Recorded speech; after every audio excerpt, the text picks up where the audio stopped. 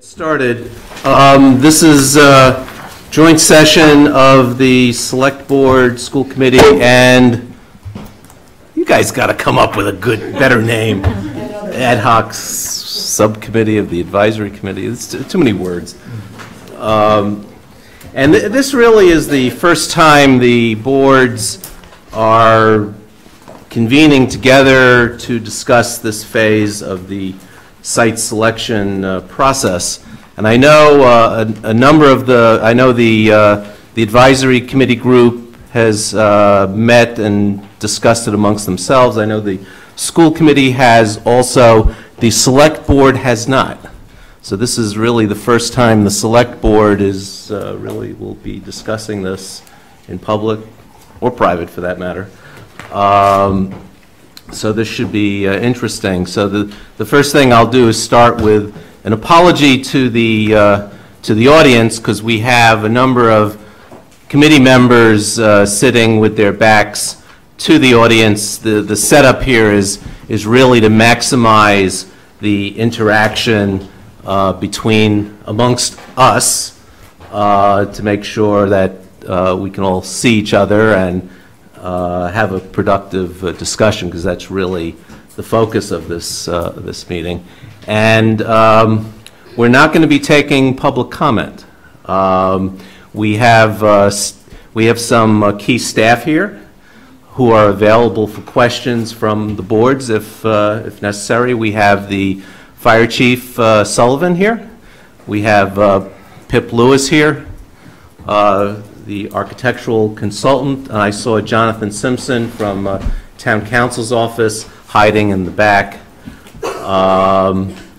And then, of course, we have Mr. Kleckner, and Mr. Bott will be here soon. This has been a long road, and I almost feel like this is, as Yogi Berra said, deja vu all over again. So we've been here before, so we're doing it again, based on the realities of what's happened to date. So I think the way we're going to do this, I'm going to ask members of the advisory subcommittee to report to us what the results of their discussions, and then each of their members can speak. The group can ask them questions, and then after that discussion kind of runs its course, I'll turn to the school committee, who kind of do this similar process, and then the select board after that. Whether or not we'll be ready to vote for anything, time will tell. So we'll see what happens. I was debating whether or not to try to have a lot of structure on this discussion. It's probably easier for us to deal with it if we have a lot of structure, but I think, I suspect we're going to be kind of all over the board. So trying to impose structure is kind of difficult. We know why we're here. We need to solve a school capacity problem. We also need to face the realities before us, financial and political. And every choice that we have before us has its pros and cons. Some of them have a lot of cons. Some of them are very expensive. We're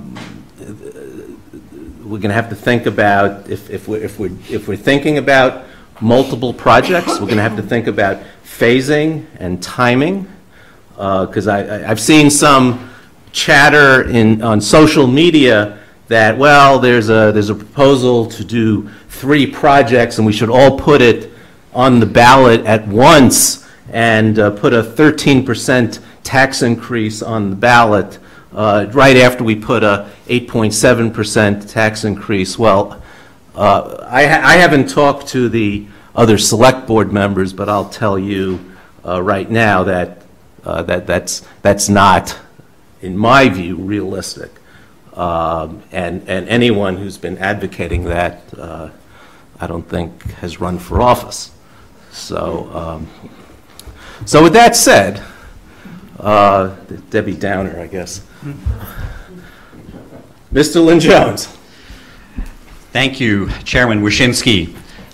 You always complain about the name of our ad hoc subcommittee, but as far as I'm concerned, you can call us the advisory committee group, the ad hoc subcommittee, as long as you don't start calling us any other names. But I hope you won't want to after you hear what I have to say.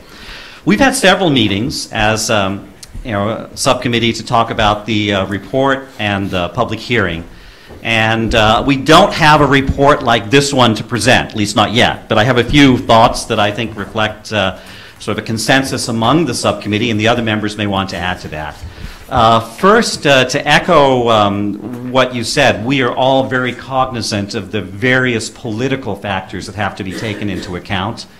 Any proposal for feasibility or schematic design funding obviously requires a majority in town meeting. Bonding will require a 2/3 majority, and an override will require a majority of the voters. And as I've said before, whether it's an operating override or a debt exclusion, it's far better to put one on the ballot that will get a large majority than to have one that divides the town and just barely gets 51%. And I hope we eventually get to that outcome. I'm going to start talking about one of the many options, and that is the Driscoll renovation and expansion. At least 4 members of the subcommittee favor proceeding with a feasibility study of this option, which combines the renovation with the addition of 9 new classrooms and also enlarging the common spaces. When we looked at this, we thought that this was doable in the sense that there are fewer political and legal obstacles than there are to many of the other options. It adds capacity where it's needed. It appears to have the support of many within the Driscoll community and significantly beyond the Driscoll school community as well. It's necessary, given that the renovations are long overdue. And by adding some classrooms at Driscoll, we also increase the flexibility of what we might have to do at other sites to meet the overall goal that we're trying to achieve regarding classroom capacity. It may be a little bit more expensive to have a multi-site solution, but it means that you can make choices beyond putting all of your eggs in one basket. And also, a quick back-of-the-envelope calculation suggests there isn't a huge sticker shock problem with this option. It would probably add 2 to 2.5% to tax bills as a debt exclusion override, depending on which year and the ultimate cost. The other side of that coin is that if you had MSBA funding, it wouldn't save a great deal in terms of the added tax burden because it's a relatively inexpensive project. So if you went ahead and did it without MSBA funding to get the capacity online as soon as possible, you're not foregoing as much. And I realize that presently it's unlikely to be our preferred option with MSBA, so we probably wouldn't get funding anyway. The big question, which was unclear from looking at the study, is exactly how much swing space you would need and when. The additional construction doesn't impose swing space requirements, but the renovation and the additions to the common spaces might, and that's something that would need to be worked out. Turning to another prominent option, I'll just say also about Driscoll. When this process began, I would have been completely surprised if anyone had said that the Driscoll renovation and expansion would be moving to the top as an option that deserved serious consideration. But I just think it shows the virtue of having done this study after the special town meeting 1 warrant article, and we have learned something new and important as a result of going through the process. Second, there's Puttering Woods, and in a nutshell, don't invest in feasibility if it's study money, if it's clear that this option is not workable. If you're going to spend any feasibility study funding, use it to determine the answer to the key questions that might make you abandon this option earlier. And you may be able to make that decision even without the investment. Some of the obstacles that have come up in discussion have been the compatibility of the school with the fire training facility and the fire station itself. And there may or may not be solutions to that, but it needs to be addressed.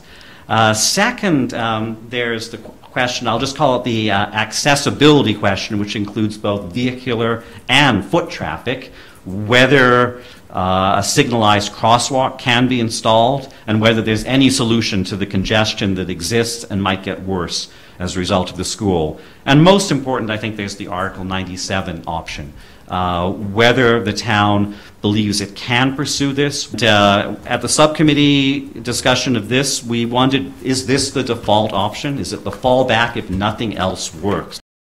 And that if we do realize that enrollment growth is actually slowing down, as some projections suggest, but I always would caution against assuming the best case when it comes to enrollment projections. But at least we would know more in a few years.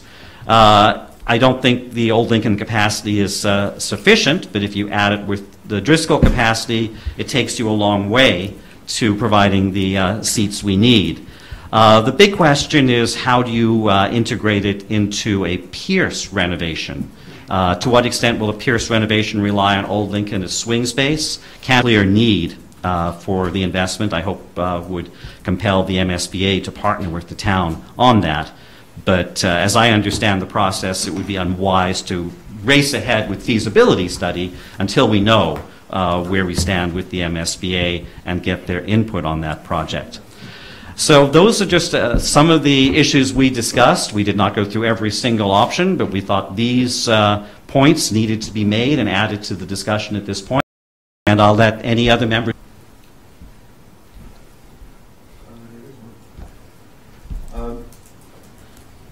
Why don't you identify yourself for the audience?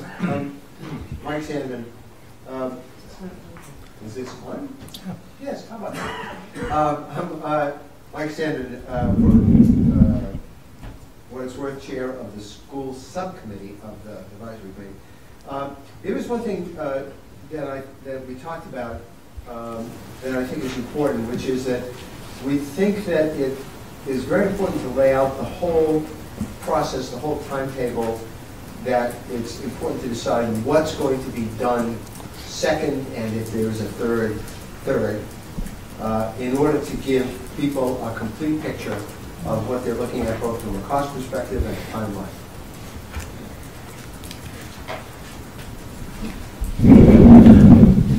Mr. Levitan. I'm Fred Levitan, member of the advisory committee. I was the dissenting vote on the Driscoll School, and I do not believe that the town should take a position where we're going to add to schools that need to be remodeled. I'm in favor of using Old Lincoln and taking it to the ground and building a school at Old Lincoln with sufficient capacity to fill the needs that we have, whether it's 36 classrooms or as many as we need on that site. I believe it can be worked out. I believe we could put people have been talking for about 3 years now about rooftop play space. If we need to, we can use rooftop play space. If we need to, we can take the U-Haul building. I know U-Haul doesn't like it, but nobody likes eminent domain. But eminent domain is pretty clean. And we can get in the ground on a building that we own cheaper than we could do anything anywhere else. So I think we need to think about the taxpayers here. The plan that I've seen that renovates Pierce and adds to Pierce, and that renovates Baker and adds to Baker, and that renovates Driscoll and adds to Driscoll. I don't think that we're going to do renovations on a low scale. I think we're going to do renovations that need to be done. So I look to the higher numbers of that. And so I see $225 million being spent at Pierce to add 17 classrooms, $138 million to be spent at Baker to add 8 classrooms, and $83 million at Driscoll to add 9 classrooms. And I just think that $446 million to go to the voters is a non-starter. I think you need to look at the 170 some odd million we just added from the high school, 173 million to the voter rolls, and I'm taking out the cost of the CIP money that we've already put aside. And I think you need to look to devotion and look at the money that the voters are just starting to pay for the renovations at Devotion. We added 76 million. Somebody can correct me on the numbers. I may not be to the exact million to those rolls. And when I add all those up, and then the 2 properties that we need to acquire to do Pierce, we need to take 2 more properties on Harvard Street by eminent domain. We're talking about $700 million. And I think it's unconscionable.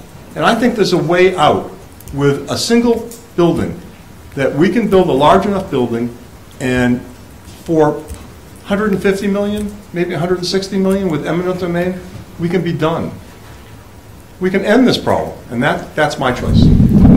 Just as a point of information, if Mr. Levitan's numbers are correct, and we're looking at $450 million for the 3 projects, roughly, that would yield approximately a 15% tax increase just for the capital projects. So if you're paying $10,000 in real estate taxes, you'll be paying another $1,500. I remind you, that doesn't put a teacher in a school. It doesn't do site acquisitions. We need 2 properties on Harvard Street that could cost, who knows, 10 million, 15 million apiece? Who knows what they cost? So add that into that mix. There's a way to do this, and there's a way to do it with smart money and to do it smartly. I think that's what we need to do. Okay. Any questions for the advisory folks? Ms. Scotto? I have no idea how this works. I wonder what you would do in terms of swing space if you did that. It's an interesting question, Barbara. What do towns do when they don't have swing space? They either find it, or they delay renovations and do them over summer times and vacations, and they take an awfully lot longer than they did. But what did Brookline do before we had swing space? We still renovated our schools at some point in time. It was a long time ago, but we still did it, and other communities do it as well. So, how are you going to renovate Pierce without knowing where the swing space is? We did it with Devotion, but weren't we lucky that a nursing home decided to close down, and there was a high-rise building that we could all of a sudden make classrooms? Does anybody know of that happening again, that we can use for Pierce or for Devotion? Or for Driscoll? I don't know of it. Ms. Trolowski? No. Any other questions? I Yeah. want to make a comment, and I'm going to be intentionally provocative here, so I'm hoping it sparks some reaction. One of the problems that I think we've had over the last 6+ years is we've gone through this exploration endeavor. Note the alliteration there, 3 E's. Is that we seem to be bouncing from site to site to site, and things that have come off the table suddenly come back on, and then we say, well, what about this? And we go out and do a study. And I think we're at the point where we certainly need to start narrowing the cone. Simply at a philosophical level, I'm bothered by reaching back and plucking things out and putting them back on the table while we've got 13, 14, 15 different options sitting in front of us. So I'm maybe with you in principle or in theory, but in practice, we can't continue this exercise of like reintroducing things that we've discounted in the past. Let me tell you how I got there quickly, because I don't want to monopolize time. I thought that the process required the building of a 9th school, and because of the cost involved. And so when I realized that Puttingham isn't going to happen unless we have swampland, and I don't know of any swampland right now, so it's not going to happen. And if Puttingham's not going to happen, then what choices do we have with town-owned property? We have 2. We have Baldwin, where you could build a 5-story building with couple of sections or 2.5 sections or whatever, and you have Old Lincoln School. We don't have anything else. So I listened carefully the other night when people talked about swap space, and I took that to heart. People don't want us to do swap space. They're tired of this. They think this is garbage. And I still like swap space, and I still like eminent domain, and I still want to build a school somewhere. But I don't think it's going to happen. So if it's not going to happen and you really want to have a school built, then I don't see that we have a choice but to look to the property that we own. And there's only 2 sites. So one of them is going backwards, one of them is not. That's why I did it. I'll just add briefly to that, Mr. Franco. At the last subcommittee meeting, I pointed out with respect to looking at options that have been previously discarded, sometimes the more you look at the options that are on the table, the more you see the disadvantages of those options. And I think Mr. Lavertan just noted some of them. The options that you'd stop looking at suddenly start to look relatively better. And the second point is that if nothing else works out, we need to consider how Old Lincoln fits into the solution, because I think it probably is better than modulars or tents or endlessly trying to find swap land and dealing with some of the legal and political obstacles to doing an Article 97 site. Sure. Ms. Wolf-Didkoff. Susan Ditkoff, School Committee. I'm sorry I missed the public hearing, but I did watch all of it on TV, so thank you for all of the members of the public who spoke. I just had a question about the Driscoll option, because there seemed to be a little bit of a disconnect between the numbers in here, which show that the Driscoll 4 option results in a 25% less play space per child, and some of the public comments, which didn't, some of which acknowledged that and some of which didn't. So I'm wondering if when you all thought about 25% less play space per child at the Driscoll School as a result of voting for Driscoll 4 as it's currently outlined, how you talked about that. And the reason I asked this is because in 2014, we did actually, the school committee advanced Driscoll as our preferred project to the MSBA. I'm old enough to remember that. To the MSBA, we were not successful, but part of the conversation was what would it look like in terms of either friendly acquisition over a number of years of other properties to increase that play space, not eminent domain of residential properties, but just, you know, what would it need to look like to make that work? And that was a significant political barrier in the community, and the caveat, of course, is that I'm a current, former, and future Driscoll parent, just for full disclosure. So my question was, did you talk about that and did it factor into your thinking? No, and I know there's a possibility of rooftop play space, and that should definitely be looked at as part of the feasibility study. Rooftop space requires 100 feet by, you know, it's not small space. You need a fairly large roof. So I'll let the architect. Mr. Lupsky. I've had second thoughts about responding to you, Mr. Levertan. I think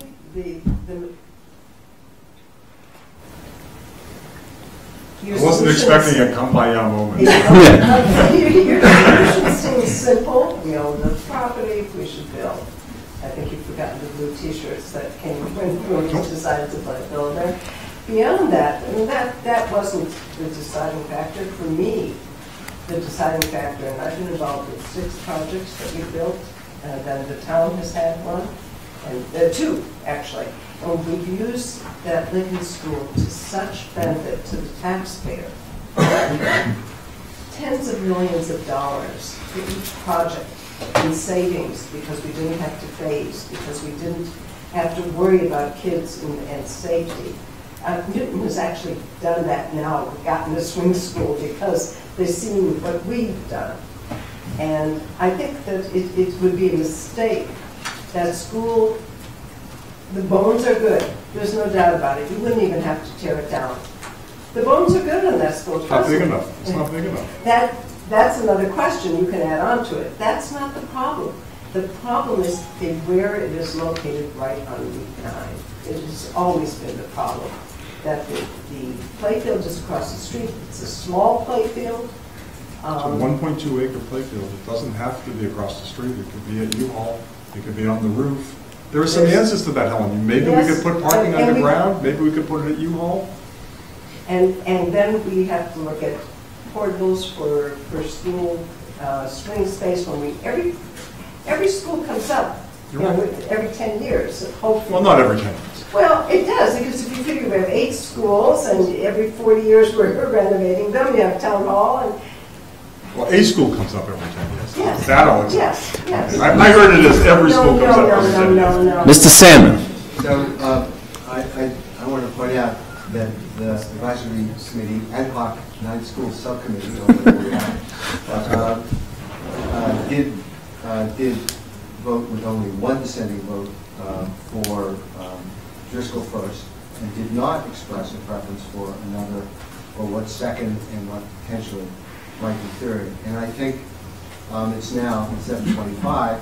We have a long way to go, and I think it would be, rather than focus on this particular discussion, it might be sensible to step back and say, okay, what are we looking for here? What are the criteria? One question that has certainly been raised by the public is the walkability, the location of the school, and the location of whatever classrooms we put in. And we, six of us sitting here, five of us sitting here, thank you. I've joined the advisory committee part of the The five of us sitting here, we're the finance committee. And so one of the first things that we look at is the cost. And indeed, Fred has done that quite eloquently in comparing a proposal for 3 significant renovations and adding them all up. We do have to come to a conclusion as to whether cost trumps location, and I apologize for using the term trump. But it's lowercase, I assure you. The other one is too. Yeah. Well put. But does cost trump location? Location trump cost? Where's the balance? What is the tolerance that we can expect people to have? Is it 10% increase in the tax rate based on just on the capital cost? Then we need to find a solution that fits into that. If it's higher, if we think in our judgment that it's higher, and listening to people who say, well, they want walkability, if we respond to them, well, are you willing to pay for that? And the answer is yes. Then the tolerance may be higher. But we have to find that balance. So that's an important criterion. And then we have to look at the other criteria that the school committee laid out, and we'll go through this in a slightly more orderly process, if I may say, and pick a particular side and beat the hell out of it. Okay. David? Turn it to you guys. Thank you. David Pollack, Chair of the School Committee.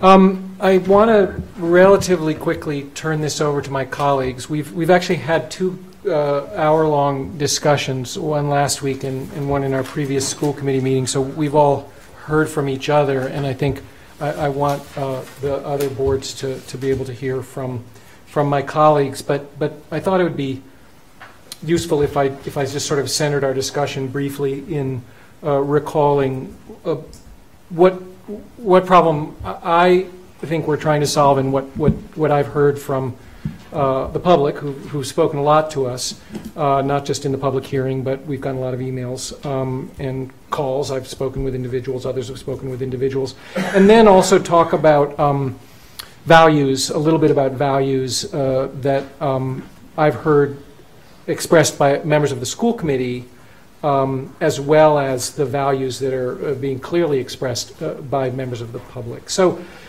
there's 2 problems that we're trying to solve. One is just adding the necessary capacity, which has a couple of subcomponents. One is correcting the overcrowding in our schools, and we need capacity to correct overcrowding because we've repurposed all kinds of spaces.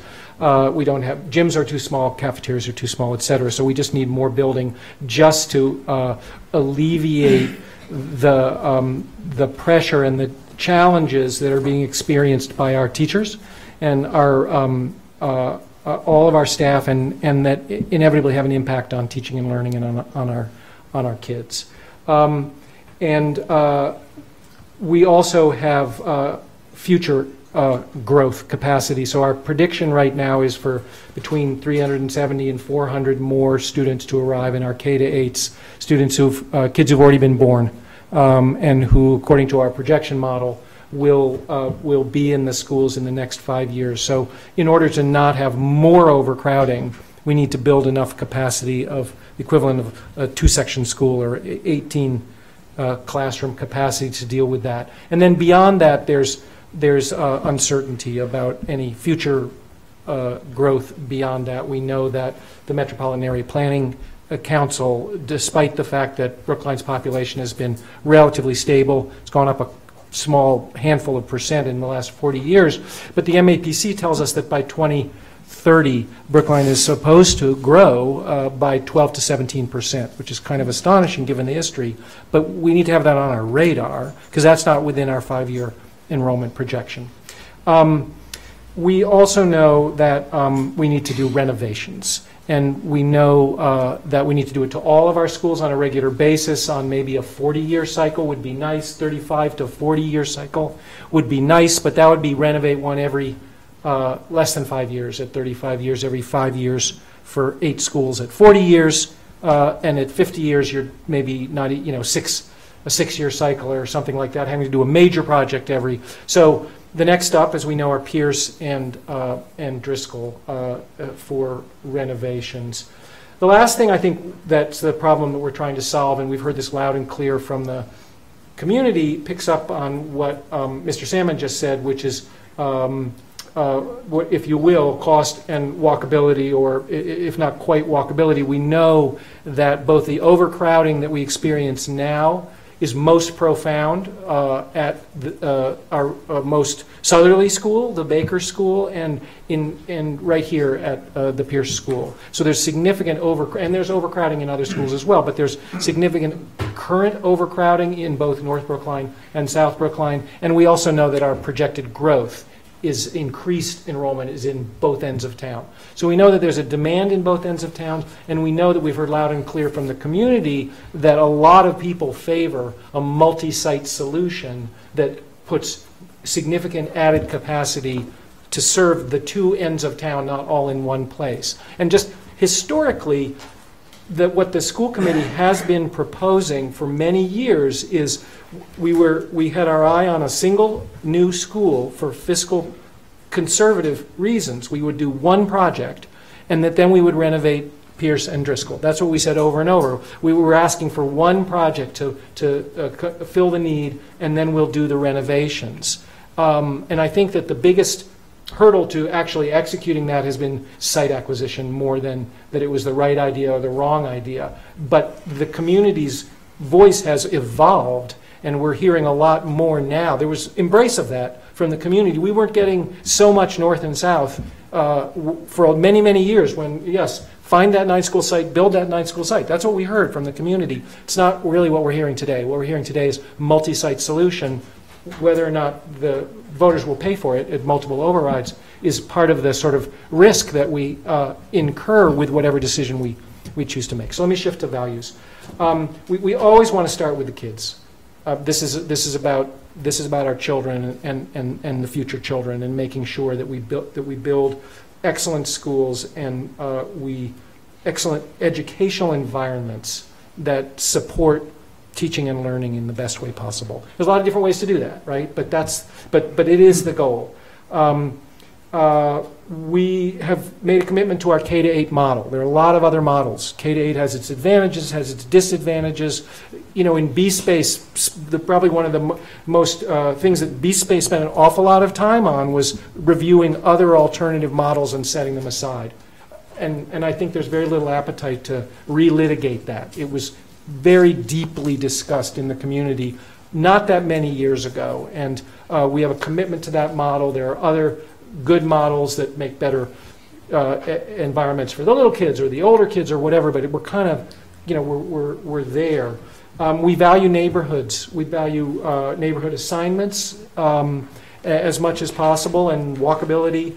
And we value community, which is a little bit, which is, neighborhood, but it's also how do you build a school community, which gets into some of the nuance, because at what point of scale do you start to challenge the ability to create community within a school building? Like, how big is too big? so that even though it's a neighborhood school, the kids don't know the other kids in their grade, the parents don't know the other parents in their grade, the teachers don't, and you don't get this shared sense of responsibility. Oh, there's so many people, somebody else will be on PTO, somebody else will be on site council, I'm busy. And so you don't knit a community together. So the concern about mega schools, about how big is too big, is very real from a community, from a values standpoint. Certainly it is to me, and I've heard it from other school committee members. And of course we value green space. And we value it on both levels. We value open space and trees and parks. We've heard that loud and clear, certainly a lot from the public. And there's nobody around this table that doesn't share that value, obviously, right? It's just we're trying to solve problems, and we're trying to balance goods and balance values. But we do all value green space and open space, but we also value active use play space at our schools, which is another concern about every time we take one of the buildings and we expand the building, we are not only expanding it onto the play space, making less play space, but as Ms. Ditkoff just said, we're also adding a significant 25% more, or however many more children that are using the same play space. So we're increasing intensity and challenging the ability to, sort of have recess be successful with its with its facility, right? So, and then of course we value all of our citizens in town, and that translates into being fiscally wise and finding solutions that fit that whatever it is we buy, it's worth the price that we pay for it, and we have to look very carefully at the opportunities that we have as we weigh them. I will stop here and open it up to school committee. Okay. Oh, yes. Superintendent Bob would like to share a couple of things. I just want to share with the three boards and committees two additional thoughts in addition to what Mr. Pollack just shared. The first is I asked the boards to remember that the need for space and renovation is actually at three schools. And we've heard a lot, and there's consensus about the need at Driscoll, and there's consensus about the need at Pierce for different reasons, right? We have a very old building that is overcrowded at Driscoll. We have, in fact, an overcrowded building at Pierce in need of renovation. And we have probably one of the few open campus elementary schools in the country. And I think that that's a really important question about what is the right structure for an elementary school for our students and our staff. And so I think that there is general consensus. So I repeat that not to convince you, but then to add that there is also a real need at Baker. And I think that that has been lost of late. And I want to share a conversation I had with the principal and vice principals at Baker earlier this week, where I asked the question, given some of the additional challenges that you have seen this year, what additional staffing would be necessary to help support students and educators to solve those? And the principal and vice principal said, quite frankly, we don't have the space for additional staff. We can't, we certainly could list staffing that would be helpful, but we have no idea where we would be able to put that additional staff and students to effectively support students. And so I share that anecdote just as a reminder that this is really a threefold challenge in terms of our immediate renovation and most critical space needs. I also want to second what Mr. Pollack said, and I want to sort of more emphatically say that from an instructional perspective, I don't believe a 5-section school is a mega school. And I think that it is not an accurate depiction of the Coolidge Corner School to say that it's a mega school. It is large because the town so well designed the school to have all of the instructional spaces that our students need for every aspect of their education. The physical activity, the gyms, the art, the science labs, the small learning spaces. It is an incredibly thoughtful, well-designed school, and in order to support a 5-section school, that's the space that's needed. When you cross that threshold, I believe as your superintendent, from an instructional perspective, from a social emotional perspective, from a community perspective, I believe that 6 sections crosses the threshold. And what we would start seeing very quickly is what Mr. Pollack alluded to, the inability for students to start connecting even with students in their own grade. And so I really put that out to the boards as a strong, a very strong opinion on my part, that the solution, the ultimate solution, I would strongly advise you against an ultimate solution that resulted in 6-section schools. Does that include 6 sections in 2 schools? So I think to your question, Mr. Green, it would depend on how the spaces, do those 2 schools operate as independent schools? Are they designed with common spaces, and do those common spaces de facto make that basically one large school? And so it really would depend on the design. I think that the answer to your question is a hard one, because it could be a mega school and it might not be. And it would really depend on the design that came through the partnership with the design firm, with the architects that would build that.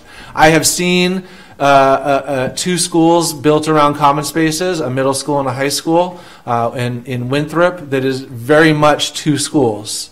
But it was because it was so well designed. They had enough space where they were building. The size of the schools are not independently monumental. The middle school and the high school are relatively speaking small in Winthrop. So it could be done, but if that were the path that the boards were to go down, there would have to be very careful and very deliberate planning for how those spaces were used, and I think depending on where in town that decision were made, how the available play space and green space would operate. And I think that may actually be the most limiting factor, is the availability of appropriate space for recess, for outdoor activity, and the likes. So the reason I asked that question is I think that question has a context, and that is the schools where we're talking about separate schools. And I think in those situations, you've answered the question as to whether you could put 2 schools that wouldn't be a mega universe. But we'd have to pay very careful attention to the design. Well, can you design in a way at Pierce, for example, that is not a mega school? And is there that type of magic in the architectural mind? Well, and I think there's the issue of what you stressed at the end was the issue of the play space. That play space isn't growing, and it's pretty well used now. I've seen it. And so you're talking about increasing it significantly. I think that's true at Baker as well. And so I have significant concerns about that issue. Okay. Anyone else from the school committee wishes to suggest some solutions? Go start applying. Mr. Perlman.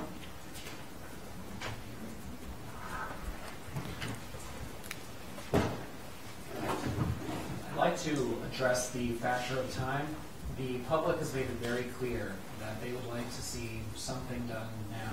And given that we have a general agreement that it's going to be a 3-part solution, but there's some... I didn't see any agreement. When you discuss there being... You agree with yourself. 3 parts, all of the parts. If we factor in renovations, I think there is agreement that we need to do something at something, not necessarily an expansion, but something at Pierce, something at Driscoll, something at Baker, and over here. And it seems that the public really wants there to be some kind of decision made rather than having these endless delays, just years.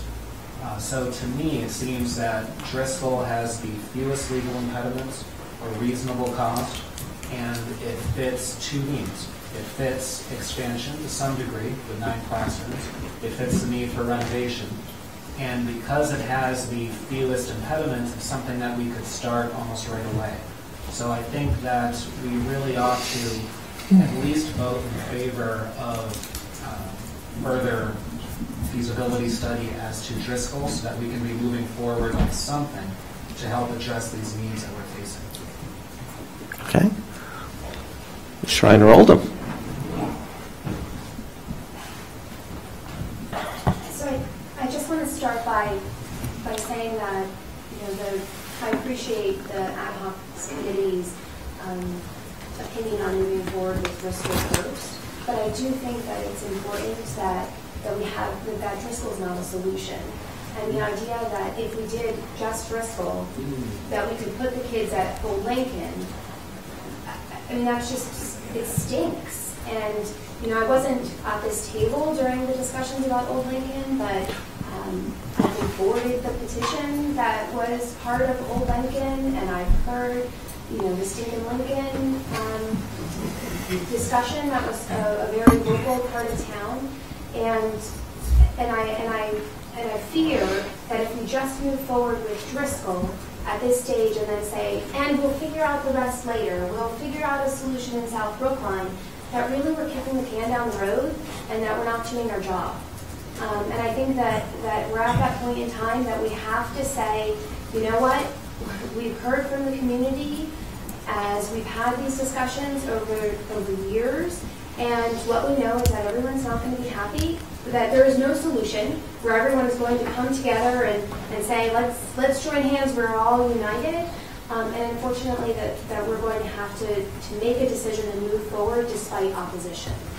And so I think that a North Brookline option, whether it be Driscoll, or I'm amenable to hearing whether Pierce makes more sense than doing Driscoll as part of it. I think that having a North Brookline solution as part of our planned solution at this moment that we're going to make sense. And I'd like to propose putting Baldwin North on the table as the other part of the solution.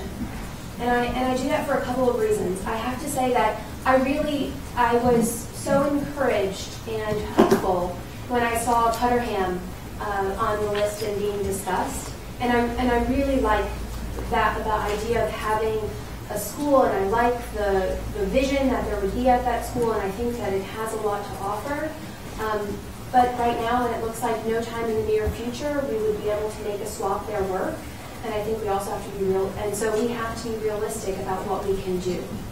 And I think that doing something at Baldwin North is doable, that we would need to, during this next stage of the process, that we would need to look at feasibility to establish what it is that is doable at that site. And what I mean by that is what can we legally do on land that we own that is the same size as other locations where we have schools now. So we know that there is a school that can be built on that amount of space.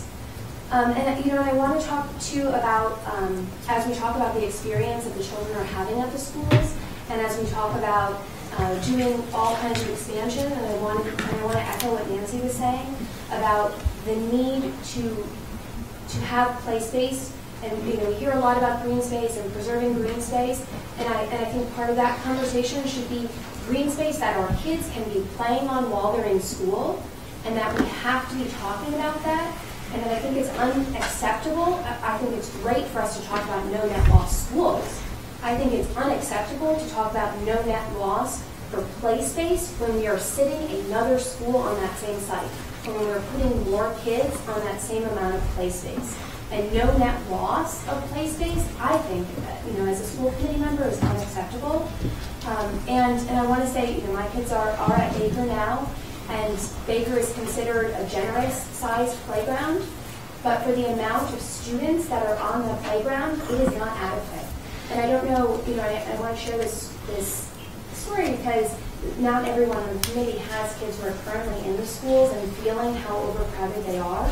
But at Baker's school, when my daughter, when she was in 4th grade, told me that they were not allowed on the monkey bars because there were too many kids on the playground at recess, and so it's unsafe for them to use the monkey bars because there's just kids all over the place, and the kids were kicking other kids that were on the playground at the same time. It's just the idea that we would make our playgrounds at our schools smaller, I think, is a non-starter. And so I propose talking about Baldwin North, and I think that we should think about doing it. Last time we looked at it, we considered it as a Baldwin, a 3-section plus.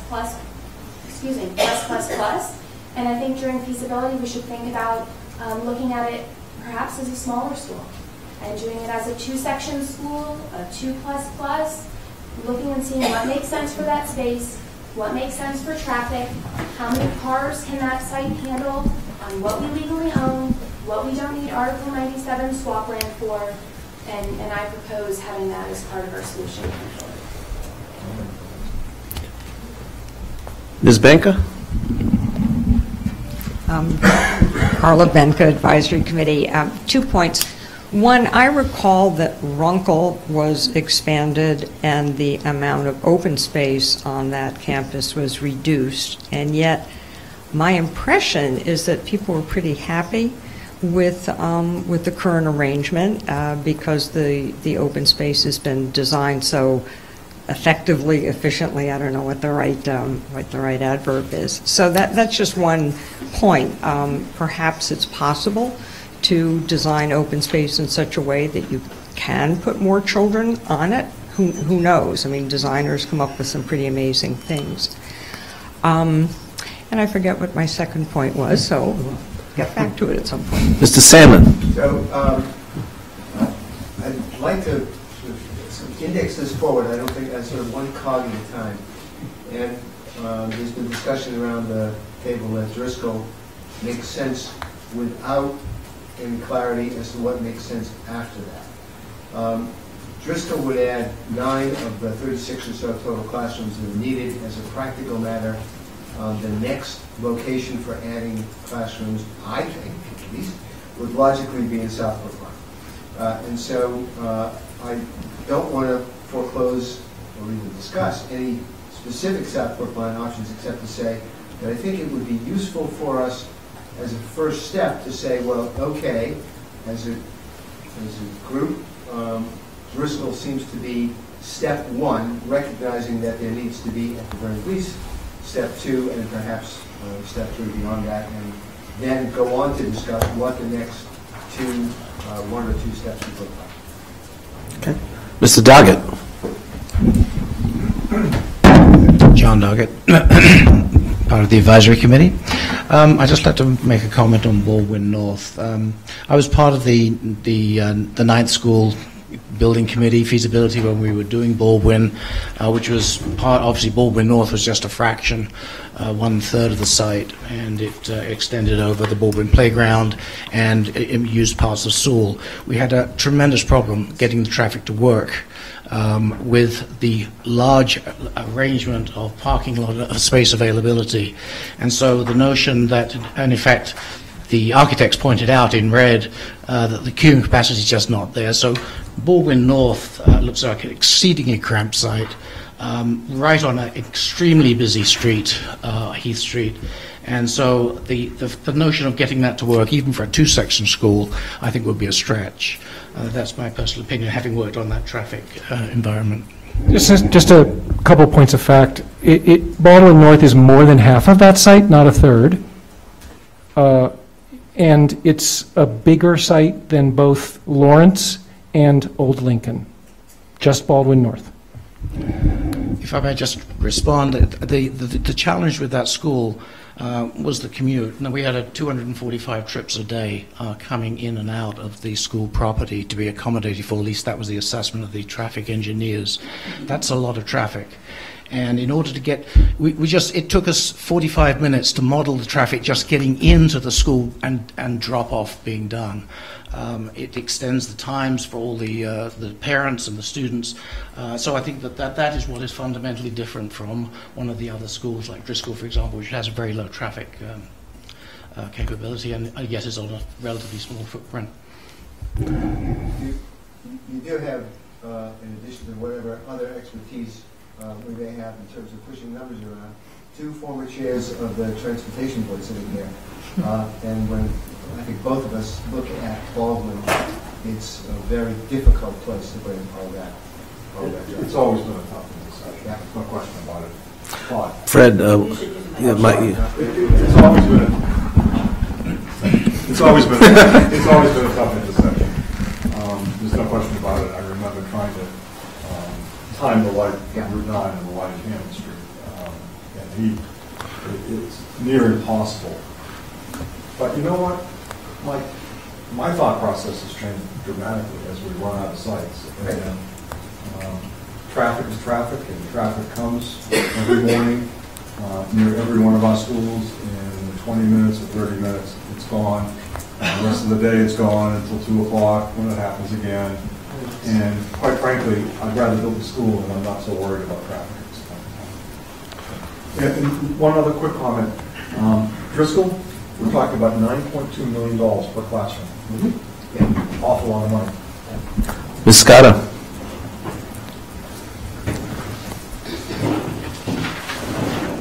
Just a comment on traffic. I understand what you're saying about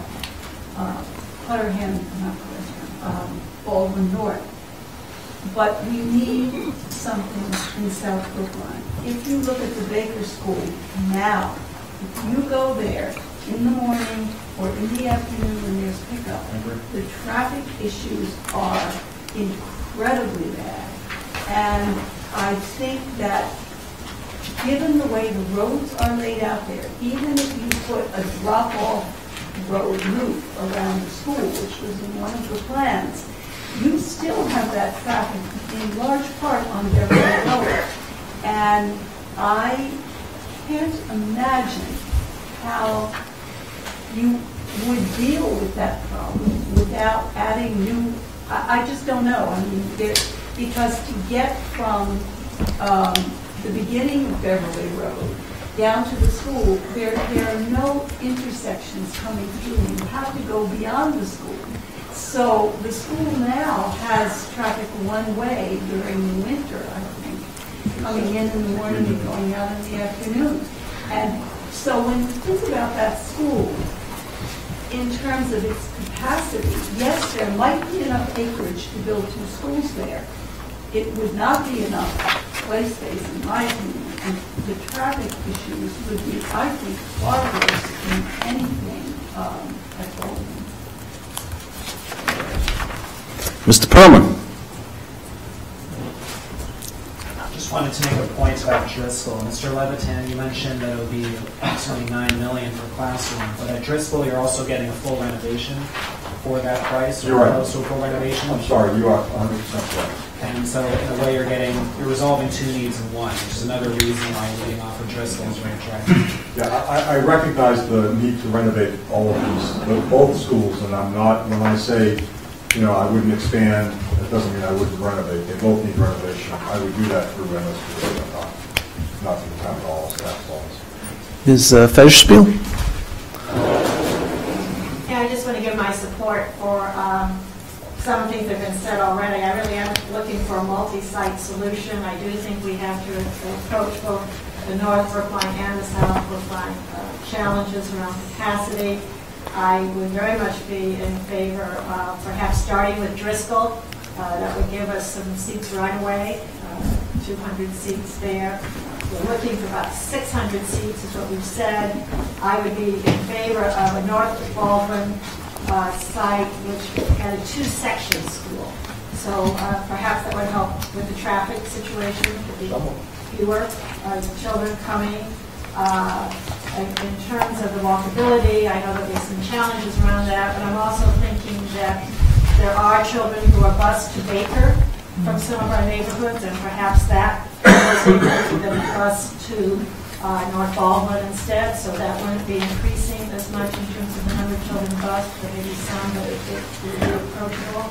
I'd be interested in even talking about North Baldwin perhaps being a magnet school that might be of interest to parents of choice, something like a language immersion, like Spanish or French immersion, would be a possibility that would make it certainly more attractive to families that would be interested in that. Just throwing out some ideas and helping people figure out if they want to leave their immediate neighborhood and perhaps attend a shiny, bright new school with some special programs. It's a possibility.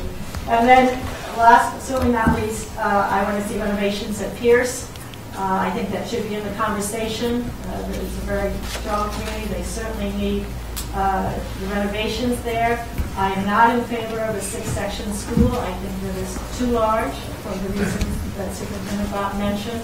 I have to say, I love small schools. I was a principal of a small school for 12 years. I had 300 children. It was K to 5, pre-K to 5. So I got a little spoiled, but you do know every student, you know every family, you know every student as a learner, you know them as a personality, and there's nothing that beats knowing the children that well. And not only does the administration know every student, but every teacher knows every student and every family, and the students know the staff and administration. So there are some real pluses of having a smaller school.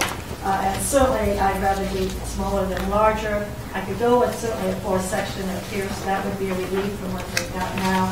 Maybe 5 if they really convinced me, but I prefer 4, and definitely would not like a 6-section school at Pierce. 4 is the head. Ms. Charlevsky? So this has been a grueling process that we've all gone through. And I think I'll be short. My first choice was and always has been Pine Manor. I don't think that's going to happen. I mean, that would add to the properties that we have in town. It's a beautiful site. It's not a very used site. And it would also help with the traffic at that area. I'm come to the realization that that probably won't happen in the near future. That being said, I think we have to have a new school so that we have space for kids. And we don't have the swing space in the next 3 years because of the high school renovation. So we need to do something that we don't need swing space for. I can go with the Baldwin North. I'm not thrilled about it, but I would certainly vote for it because I think that's what we need. Driscoll, we could do it first or second, depending on how quickly we could get either one of them up and running. Anyone from the school committee who hasn't spoken? Ms. Ditkoff. I do feel like I voted for most of these sites at some point. Now I'm thinking like among my children. Sorry, that wasn't funny. It was. It wasn't. It's not. I actually want to first start by thanking the members of the public. I mean, we signed up to, be part of this. I want to thank the members of the public who are both new and in season 7 with us, who have stuck with it. I appreciate that. And I appreciate the notion of like just trying to get it into at least one vote notionally, because I do think that Mr. Perlman is absolutely right. People are frustrated that we don't have a solution, but people are also very concerned. And I've heard the one thing that I've heard more than anything else about things that people will not vote for is they will not vote for one thing without knowing the answer to everything else. And so I do think that by the time we get there, and we do have to say then here's the number of classrooms we're going to get, and here's the amount of money it's going to cost, and here's the overall, even if it's a 10-year time frame and there are uncertainties, but like we're going to ask MSBA to partner with us on Pierce, and here's what we're going to ask for them. We don't know what's going to happen, but that's the plan. So just having that, I just don't think we can pick these off one at a time. I appreciate everything that the school committee chair said and about a multi-site solution has been, North Brookline, South Brookline, no 6-section school. I think the superintendent heard his remarks on that and agree with that. I just want to spend one moment going to the place-based issue, not only politically, but also just, this school committee has spent a tremendous amount of time in the last couple of years on our wellness policies. And the wellness policy is about school lunch, it's about nutrition, it's about movement, it's about recess, it's about a whole lot of things. And just the place-based per child thing can sound like one more thing in a long list, but actually I think that when we get down to it, like not accounting for that as part of the pedagogy of a child, not accounting for movement and how little minds need wiggly. I have a wiggly kindergartner. Many people here have wiggly kindergartners. We have the absolute best recess number of recess minutes in the state. The state even hasn't gone there in our new wellness policy, and I'm proud of that. We worked hard on it. There are a lot of parents who are passionate about it, and they're right, and that's what all brain research shows. And I don't want that one to get lost among many, many other things that we're trying to trade off. because I think it's really important to me and to many other parents. So I just think that somehow if we do vote for Driscoll, and again, caveat is I'm a parent there, but I think it's true at Pierce, I think it's true at Baker. If anything we vote for has to actually take that seriously as part of the solution and not just say, oh yeah, and we'll figure it out somehow. So there are ideas, but I think we have to do that. I think the other thing that I would say is I appreciate the presentation from our staff. Our staff has worked so incredibly hard on this project, and this binder is a tour de force, and I'm grateful for it. And one of the slides in here is how many classes we need. And it says that we need 36 classrooms for a bunch of different things, but I really just want to point people to the footnotes on that. Does not eliminate any suboptimal classrooms and undersized core facilities at our existing buildings. We'll say that again. 36 classrooms does not eliminate suboptimal classrooms and undersized core facilities at our existing buildings. It reduces but does not eliminate rental space for BEAD. We still have 40 adults. How many adults do we have in rental? 40 adults in rental? 50 some adults in rental spaces. So at any rate, like I don't want people to think that they're on Webster. I just don't want people to think that like, oh well, 36 is our bogey, and if we hit it, we're done. Like it doesn't solve the problem. So if you want to solve that problem, let alone getting class size back down to our score, I mean, you're talking like 54 classrooms. So when I spoke years ago about a 9th school and a 10th school, like that's where that came from. That was not a second 9th school. I did call it the second 9th school because 10th school made people on the advisory committee like faint. and we like the advisory committee. We don't want them to faint. So anyway, I just want to, so 36 isn't like, okay, let's stretch to get there. That's in my mind as one person, but I think others, that's a minimum in a sense. But we can't stop there. So the way I think about it, I'm perfectly happy to put Driscoll on the table back again. It's 4 years later. If we can, we have to, in my view, we have to put into the vote that the place-based issue gets resolved. And there are ways to do that. I do think that the Pierce renovation has to be part of this. I voted for it as a 4-section renovation for a bunch of reasons that we said. I agree that 6 sections is too big. I think 3 + 3 could work, but that site, if we finding the play space on that site, I think is pretty difficult. And I think that we have to, that one's big enough that we have to work with the MSBA on their timeline, and we've already put that in. We've already put that in as a request to them, so we can't, like, that one's just to say that one isn't being thought of is a little wacky since we've already voted it, we've already submitted the application to MSBA. It is, if in a sense, that's the one that is first in line at this point. So we just have to keep remembering that Pierce is already in the chute. We can't tell the MSBA what to do, but we can tell them what we need, and we can ask, and we can partner with them. And we will need to figure out how many years of no we're going to be willing to say no to, or we're going to be willing to tolerate before that. I think we could probably have some conversations. So at any rate, that's Driscoll and Pierce. And then I think I'm supportive of the Baldwin that does not require additional Article 97. I'm supportive of if it's a 2-section school.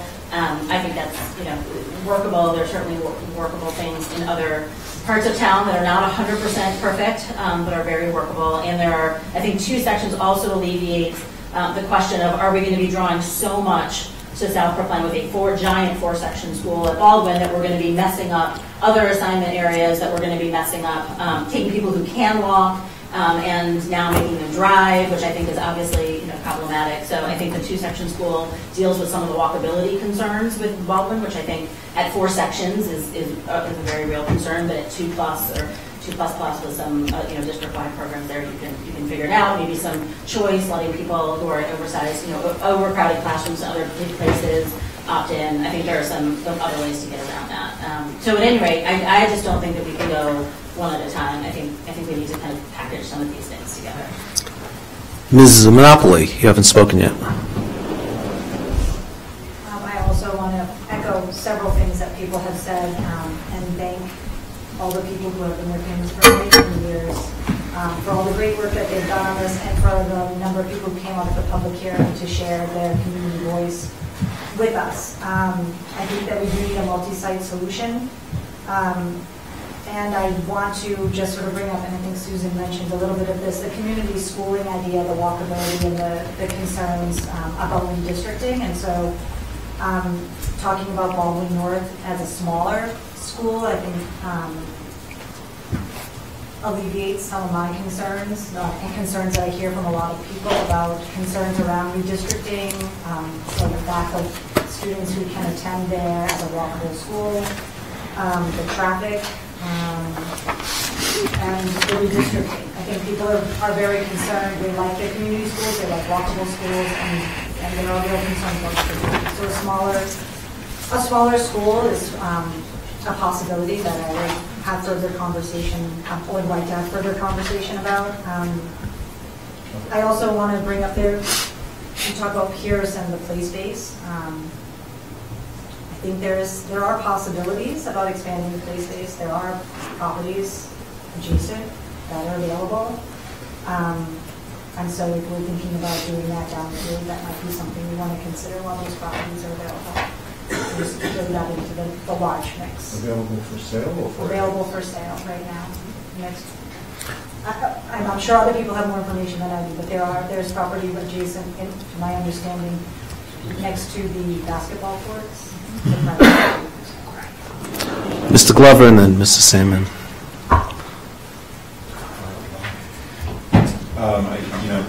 This is a great conversation. I really appreciate everything that everybody has said. I am very torn in terms of how to think about this problem, as I'm sure everybody else is. Just a couple additional thoughts. If we're thinking about Driscoll, I do wonder whether there's been sufficient feedback from the Driscoll community. I think we've heard a lot from the Pierce community. We've heard a lot from the Baker community. We've heard some maybe from the Driscoll community. But I'm not sure if a Driscoll option has been on their radar screen in the way that maybe some of the other options have been. And I think there is some concern in my mind about how we get that feedback, and we're considering it, whether we're doing so with all of the right ideas and the right comments in mind. I think Baldwin North is an interesting, a smaller Baldwin North is an interesting idea. I think it needs a little bit more thought. And to both those points with respect to Driscoll and Baldwin North, I do wonder, I know, there's a potential that we want to vote tonight or we want to vote next week. I do wonder how essential that is at this point, given where we are and how sensitive we are, and whether or not it's truly problematic to, no one likes to kick the can down the road, but I don't want to make a decision now that we're going to be revisiting again. Because that's not a fun place to be, as we all know. So I do wonder about that. I'm not convinced of that, but it is something to think about. The last thing I will say, and I think I'm in the extreme minority in sort of having this view, is I would be willing to think more creatively about how we set up our schools and how our model is set up in terms of, do all of our K-8 students need to be in a single building? I think it's challenging, not only now, but the next time we come back, whether it's 10 years, 20 years, 30 years from now, if the growth projections hold true as to where this community is going, are we going to be able to continue to expand in place? And is it time to think creatively about how we can perhaps make some slight deviations to what we currently do? I have not thought this all the way through, but I'm open to the idea of thinking about middle schools, thinking about K-2s, whether it's using existing facilities, whether it's thinking about lots that we bypassed previously because we thought they were too small for a K-8, but they could be appropriate for a K-2 or a middle school. I know I'm probably in the extreme minority in having that, but I don't think it would be the end of the world. I mean, I have two small kids. I think about them and how they would progress through a system that required a transition either from K-2 to some other school or into a middle school and then on to high school. And it doesn't bother me. There are certainly many other communities that do it. I don't think it's going to destroy anyone's life. But again, I doubt that I will convince anybody. Well, being on the select board, I can punt on that one and say that's a school committee. Mr. Salmon, and then I'd like to bring it into the select board and then see if we can, and then, okay. So the conversation, just sort of recap the conversation, we talked about Driscoll and the idea of a smaller version of Baldwin comes up. A two-section school at Baldwin North with 18 classrooms, 9 at Driscoll, brings us to 27. We're still 9 classrooms short. And the question is whether we're short in North Brookline or South Brookline. I would suggest myself looking at the future that it's probably more short in South Brookline. But I don't, honestly, I don't know. I do want to say that suggesting that cost has been one of the things that we've talked about here. The least expensive classroom is a classroom built in a new school that has 27 classrooms built from scratch. And the costs range from somewhere around $3,320,000 per classroom for Baldwin Plan D to $4 million, a bit over $100,000 for Puddingham. When you begin to modify locations, Driscoll, adding classrooms at Heath, adding, make sure I have the right line here, one of the Baker options, the cost per classroom, a couple of the Baker options, the cost per classroom is between $9 and $10 million per classroom. When you go to a couple of the Pierce options, the Pierce 5, options 1 and 2, the cost get up to $17 or $18 million per classroom. So as you begin to think about, well, where would we put classrooms, doing 2 sections at Baldwin North and 9 at Driscoll, and 9 classrooms at Driscoll, the combined merged cost is a bit over $5 million a classroom for land that we already own. There's no site acquisition cost, and in the case of Baldwin North, certainly there's no swing space issue. The question then becomes, okay, where do we put the rest of them? And I will, I'm going to have my own thoughts about this, but one place I certainly would not recommend putting the rest of them, or want to put the rest of them, is one of those places where the classroom cost is $18 million per classroom. That makes no financial sense to me at all. And which one is that? Pierce. Well, there are 3 here. Baker 5, Pierce 5, and Pierce 5 option 1 and 2 that are $17 to $18 million per classroom. Without site acquisition costs, in case of clear. Mr. Perlman.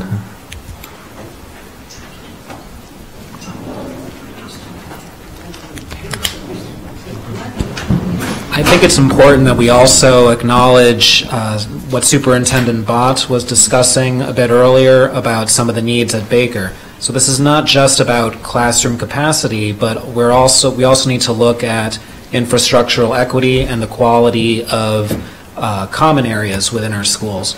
So if Baker does not get addressed as part of the South Brookline Chestnut Hill area solution, then it's somewhat problematic for what those teachers are explaining, and what do we do about right-sizing Baker. So I think we need to reconsider that, but being mindful about the issues with mega schools.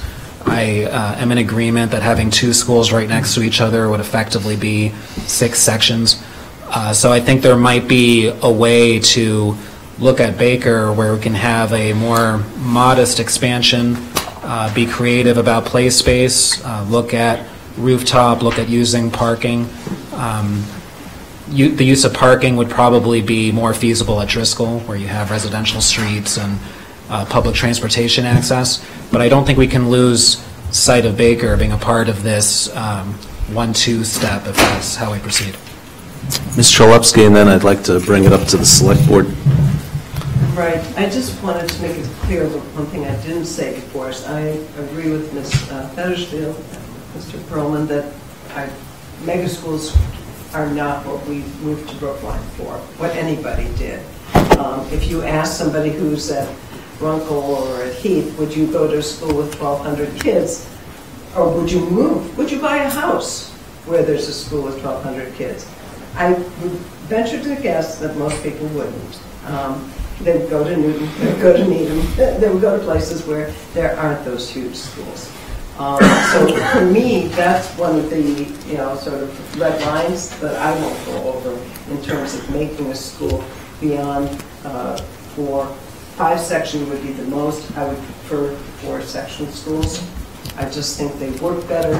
It's easier to get administrators to work in those schools. It's just a better fit for what we would want as educational providers. Okay. Just one more sentence on that, and then I'll let it go. But only because I think implicit in many school committee conversations about this, although it has not come up at this table or in the public hearing except in person, that our most vulnerable students are special education students, other students who struggle with a variety of learning issues, do far worse in those kinds of environments. So we talk about that a lot. It has not been talked about at this table. I just needed to put it out there in words. I think lots of nodding heads, lots of support, but that advocacy is very important to us.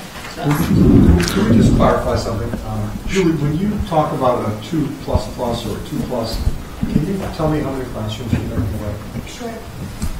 So I think as we talk about as we had talked about Baldwin previously, we talked about it as 3 sections plus an additional 3 sections for special education, an additional 3 classrooms. So it's effectively a 4-section school. So if we're talking about Baldwin as a 2+++, it's effective 27 classrooms. So it doesn't, but something to think, and something to think about as it applies for traffic is that some of those programs, it's a need, and those are classrooms that we need, but they're not bringing the same number of students. So I think that there's a reason that it's called 2+++ instead of just calling it a 3-section school or calling it a 4-section school. And I would also assume, and I shouldn't assume this, but maybe we should, there were a number of things that we talked about things like different staggered start times or different start times for different programs. There are other things that never quite got factored into the traffic analysis, so if we're going down this road, I would just put all those back in the table and say, not only are we reducing the number of neighborhood assignment, but we are also, maybe if you're adjusting those things, what would that do to the traffic patterns and traffic analysis? Because that seems obviously to be important. I'd like to just say one quick thing about Baldwin. Sure, Fred. Everybody's complaining. We've heard complaints about Baldwin not being a walkable school. None of the kids go to our public school system. Most of them go to private schools. I guarantee you that if you build a school at Baldwin, people will move into that neighborhood in 10 years from now, 15 years from now. Before Pine Manor goes out of business and that gets developed, that'll be a walkable neighborhood and a walkable school. Okay, on that note, who on the select board wants to go? Don't be shy. Are you looking at me? I'll go. I started this process preferring for many reasons, cost as well as availability, ease of building of a school on a site in South Brookline. I agree with Fred's last remarks that, if we build it, they will come. But that's going to be true anywhere we do build it. But I have to be realistic and recognize that we have so many impediments to some of these sites. Putterham is a great site, but we need articles. We need swap land, and we don't have it.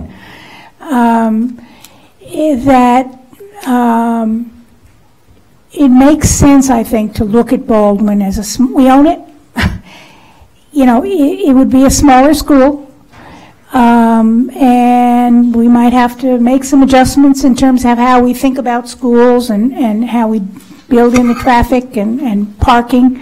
But I think we can do it, and I think that would go a long way toward solving our problem. It doesn't solve our problem completely.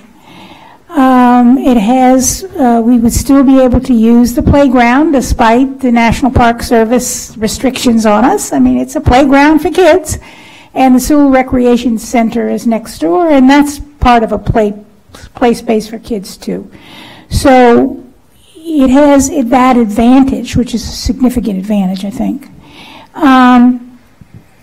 I also see the need to look at other options in the north. Driscoll makes some sense.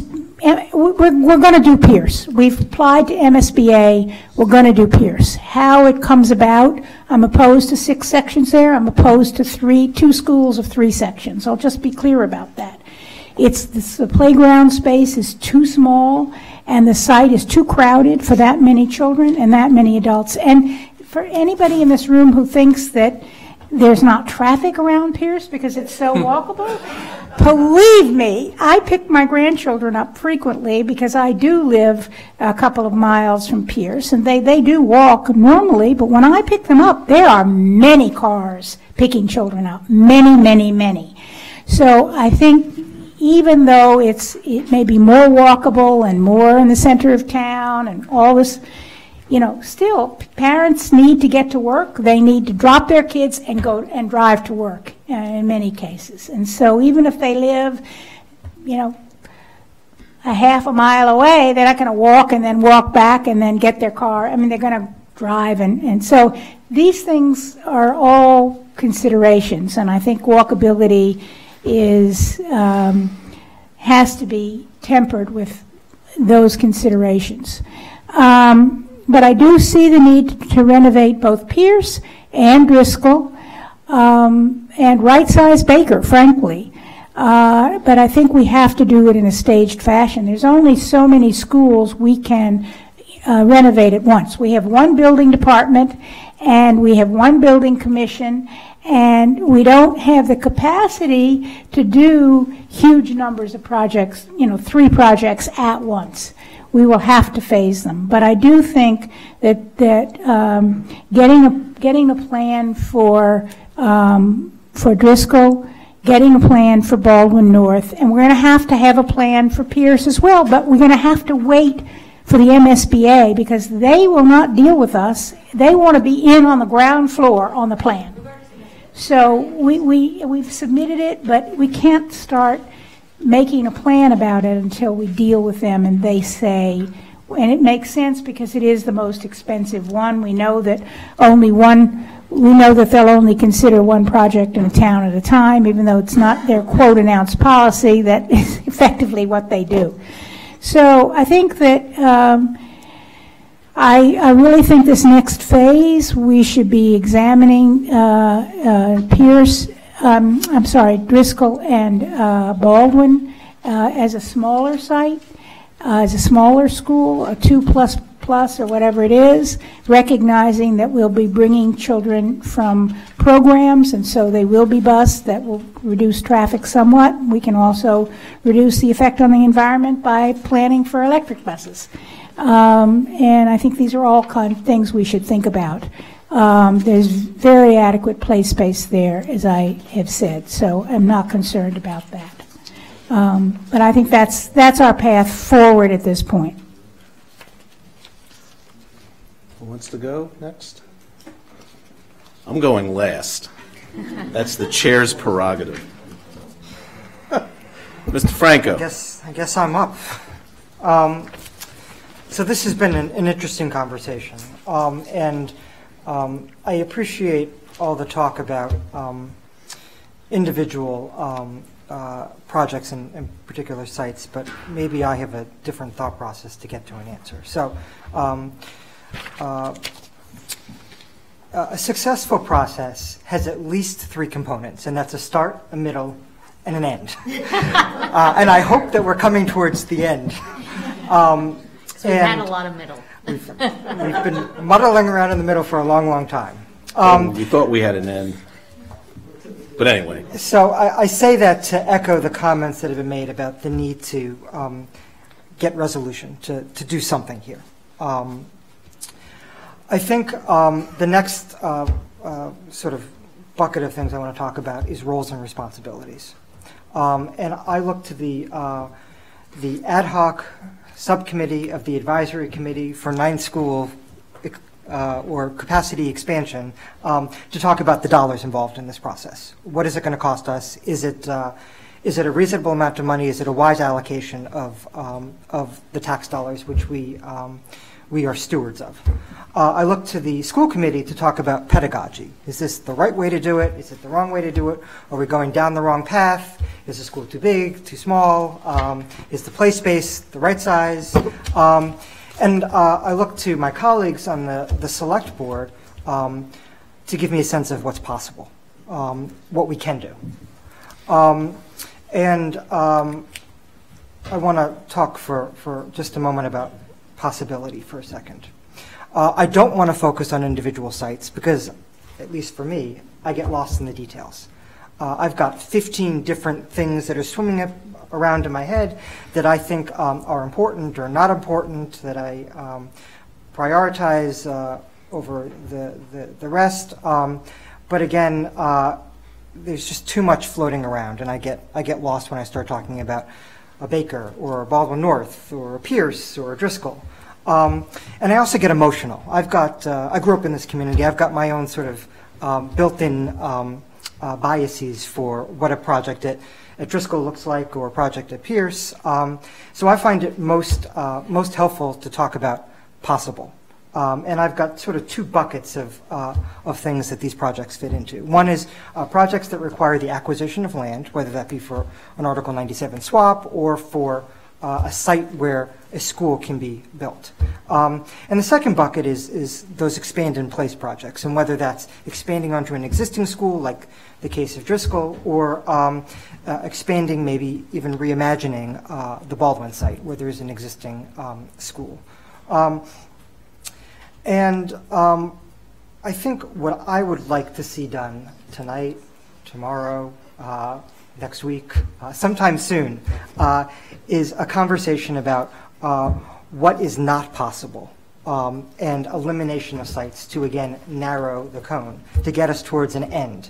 And then I'm more than happy to talk about factors. Is walkability more important than size?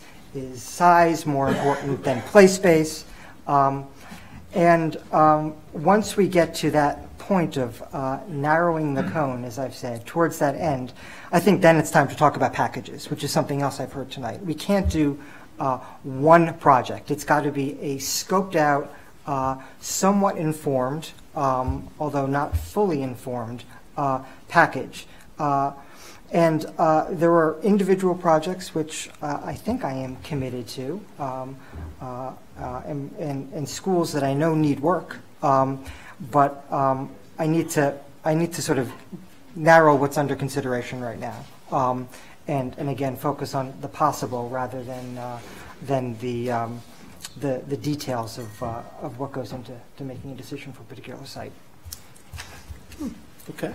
Can I make one other comment about that I forgot to mention in terms of Old Lincoln? And I think, Fred, you were around when we did we moved Lincoln from a two-site school to a one-site school, much better model. And then we said, and this was in 1989, we got the vote in 1990, we built the school in the next few years after that. And then we said, well, what are we going to do with Old Lincoln? And the school committee, and I was on the school committee at the time, and Helen will remember this, and we said, well, let's sell it because that'll be a good deal for the taxpayers, and we'll recoup some money from the override, and wouldn't that be a good deal? Well, you know what? It wasn't saleable because it's on Route 9, and it doesn't have any access from Walnut Street. It has a path which you can walk down, but there's no drivability. And it's got a wall in front of it, so it's not on the ground level at Route 9. So the accessibility in terms of vehicles that would do the actual construction, it would turn out to be very, very expensive, and we would have gotten a very low price if we could have found a developer at all. We've gotten practically nothing.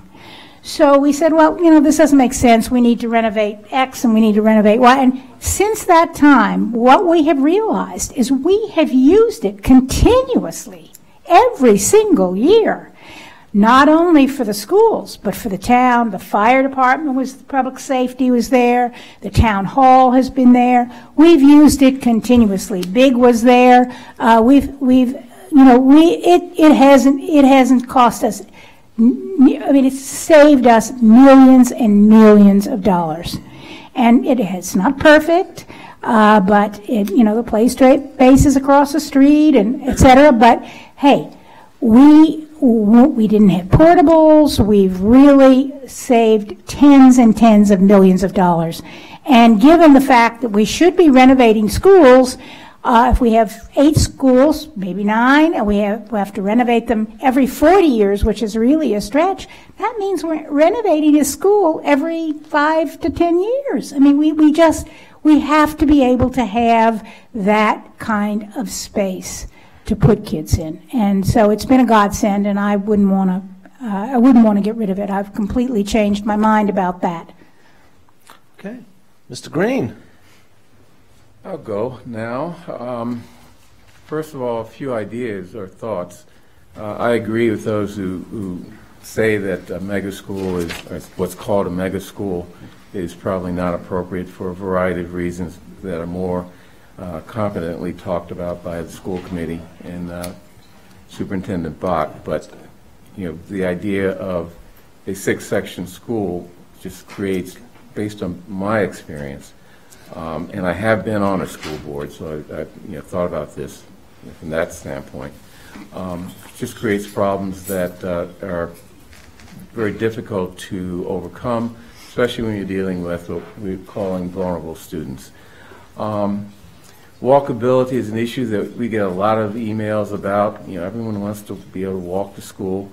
It's important, but I think that we have to balance it with other concerns. I mean, we are not the same Brookline, thank goodness, that we were in the 1950s.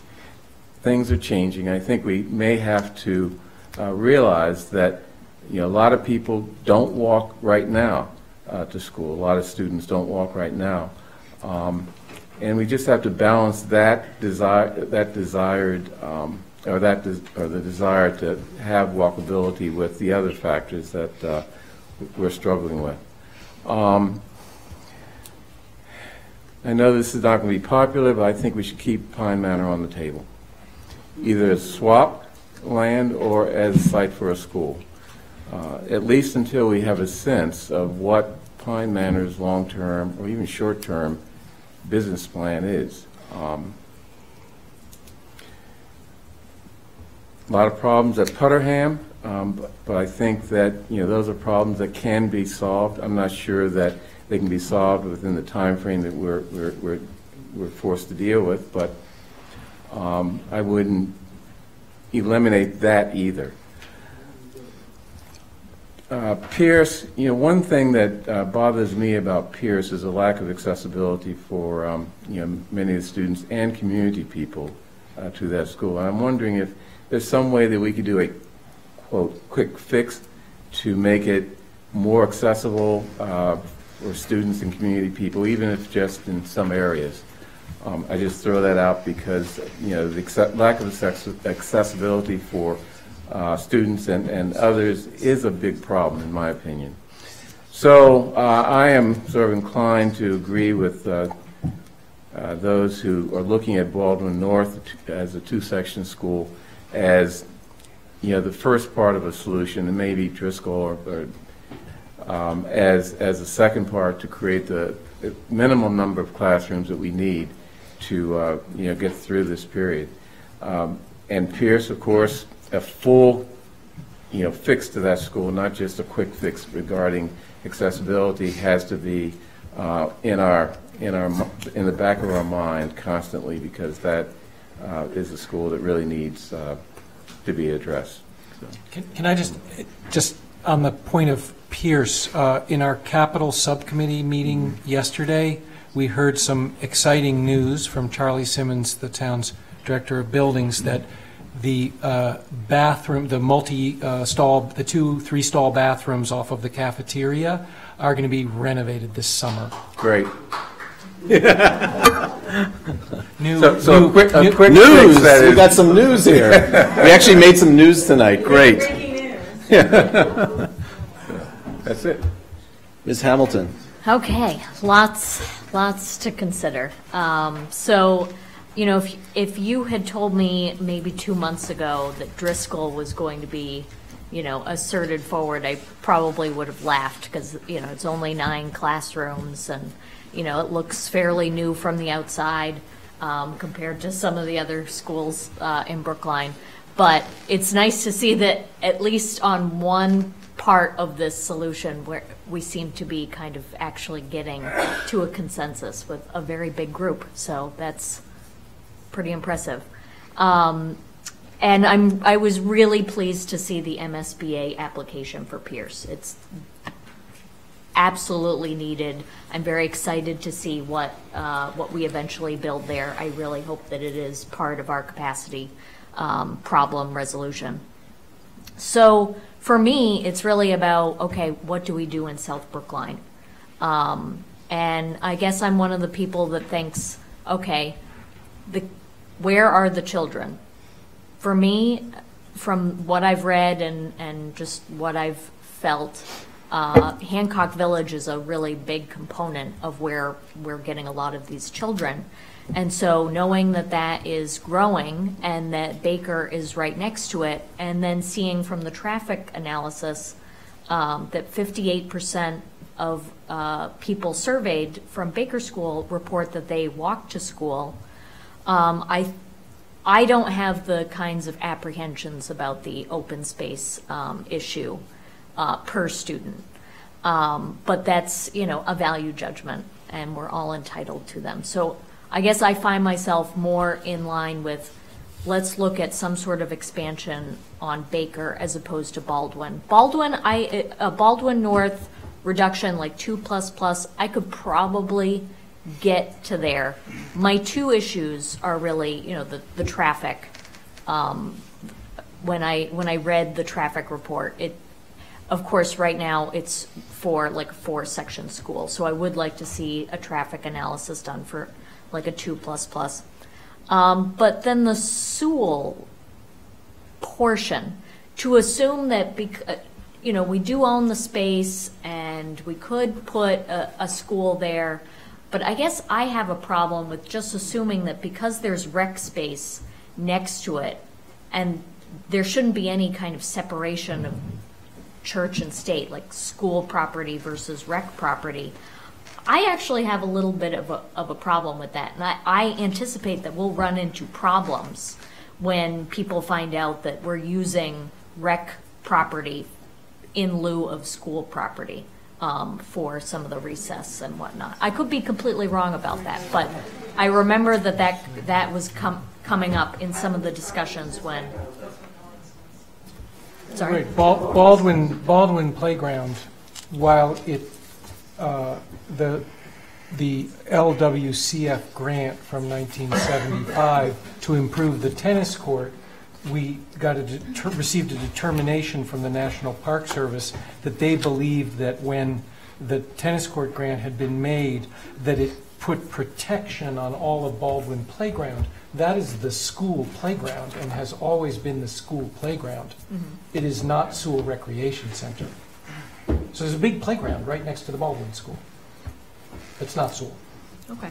David, could you also, my understanding is that at Lawrence, Pierce, and Old Lincoln, we actually use playground space that is owned by rec. Mm-hmm. They're not owned by the schools. And so I think it would be dangerous to say that we're not able to use the rec. And Cypress Field, yeah.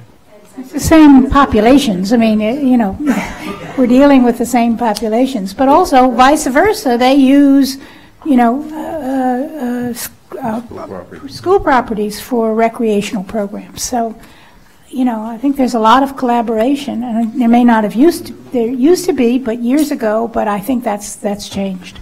Okay. Mr. Perlman and then Mr. Salmon. Mr. Perlman. Just as in the context of when we're discussing 2 schools at Baker or 2 schools at Pierce with a 3 and 3, and many say that's effectively a 6-section, I think we need to be honest about what's being discussed here with Baldwin North. A 2++ is 27 classrooms, it's not 18.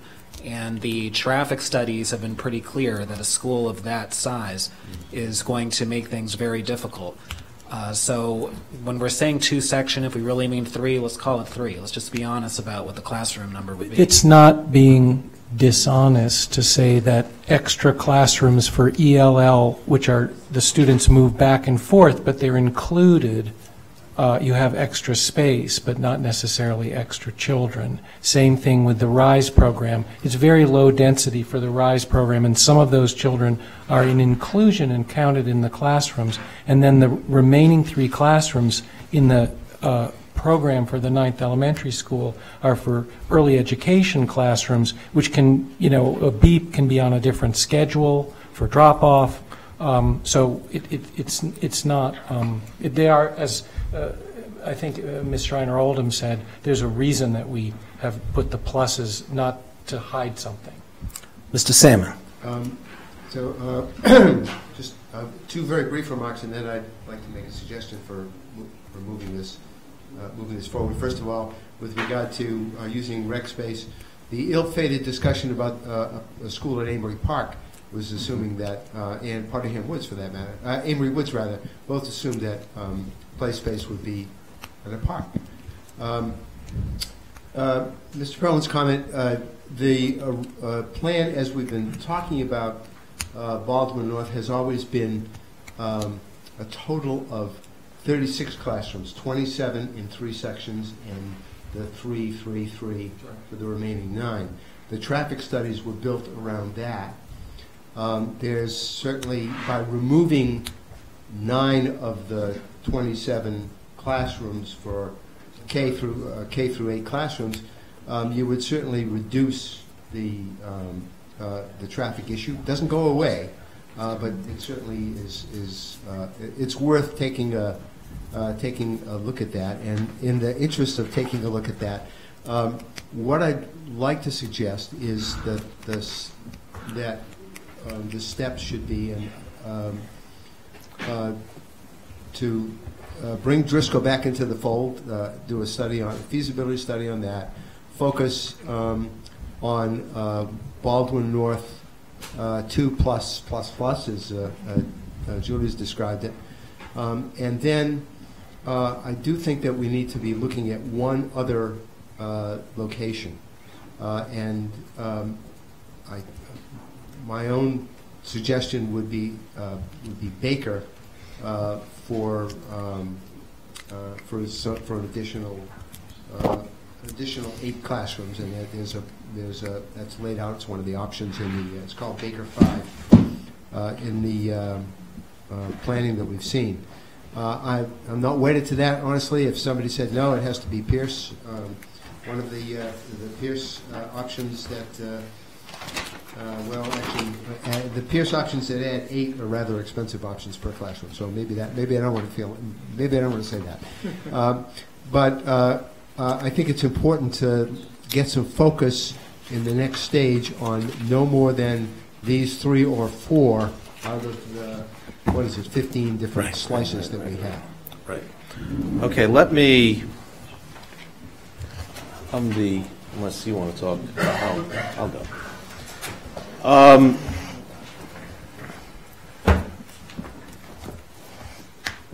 Walking in tonight, I've been kind of convinced we need to be thinking about multi-site solution, and I've been thinking, Driscoll would be the first of the North Brookline projects. So nothing. So the discussion's been interesting, and I'm glad to hear the other viewpoints on that. Cautioning, I think what Ms. Ditkoff said is a caution about. I don't know if we've really vetted this with that community. And also the issue of the play space, and that we'd have to give that a lot of thought. And maybe it can be handled with design, maybe it can be handled with property purchase. Property purchase have to be over time, and seizing opportunities as they arise, which is something perhaps a land bank can help with. But but we won't go there. Right, I'm looking at Mr. Lescoier. Having been involved with the Baldwin option to date, I said at the last meeting I didn't think Baldwin North was suitable, and really, to me, it was Baldwin North as presented in the architect's report, and thinking about Baldwin North, a smaller version of it kind of changes things, at least in my mind, and the possibility of doing something at Driscoll plus Baldwin North gives us the same number of classrooms that just Baldwin option D, so-called option D, would have given us, albeit at double the money, but it's the same number of classrooms. But we are getting renovated, right? So it's not a real apples to apples. But I want to, Chairman Pollack kind of a few weeks ago put together, his thoughts on evaluation criteria, which I've been thinking about. And they go kind of like this, looking at the quality of the school, the location, deliverability, cost, capacity, and renewal. Renewal meaning how does it address the system's renovation needs. So, Driscoll feeds into that.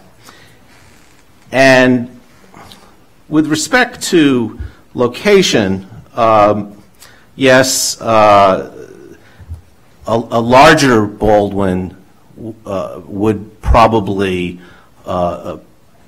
would perhaps produce the distorted districts, but I think a smaller Baldwin, we probably wouldn't have those same kinds of issues. What I'd like to focus on is deliverability. Sitting in the audience are the attorneys who took on the NFL, who are going to be taking on us. And the NFL is a bigger target than we are. And we just have to accept that. And they've already pointed out, the traffic. They've challenged us on the ability to use our playground for school use. Yeah. So we can expect a suit on that. It's right here.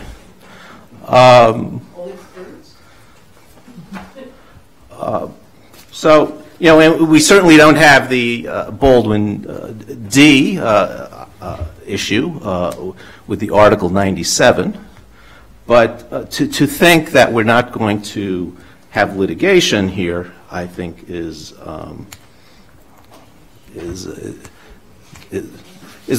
perhaps optimistic. Though maybe with a smaller Baldwin we can have discussions with the abutters, and maybe we can come to some kind of resolution and mitigation. And I'd like to offer the opportunity for those discussions to see what we can come up with. But I think we have to think that we're going to snap our fingers and be able to, a year from now, have shovels in the ground here at Baldwin North, I think is not realistic. And we just have to realize that. And the reality is, if Baldwin North gets delayed, the kids are going to be in Old Lincoln. That's just, there's no other place. Or we can rent portables. Where would we, one of the things about, I'm sorry to interrupt you, Neil, but one of the things I've been really thinking seriously about is, in my view, unlike other communities, portables are not an option because we have no place to plant them. You're not allowed to put them on a park, and we can't put them in the middle of Route 9. We literally couldn't build a modular school. We designed one for the Devotion project, which was on the Devotion ball field. That's where we put it, on the Devotion project. We're not going to build it there now. We're not going to build it on Elliott. I mean, it's the swing space problem is far more profound. There's no place to just build a modular school in this town, even for swing space, even if we wanted to spend millions of dollars to put it on the ground. Sorry. Right.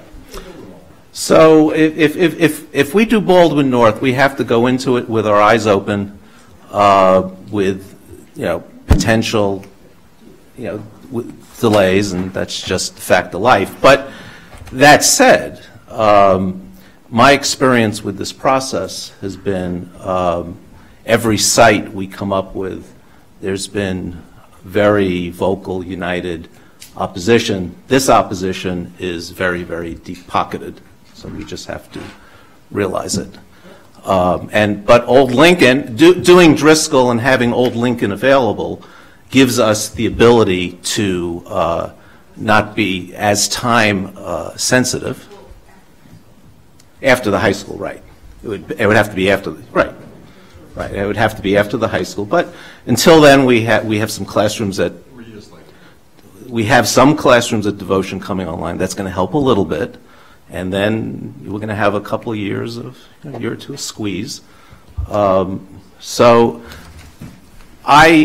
all that said, I'm willing to look at Baldwin, but I think for me to get on board with Baldwin, I would want to have a couple of internal gates before we turn on the spigot, and make sure we address what could be the deal killers. And I think in this case, the big one is traffic here. Mm-hmm.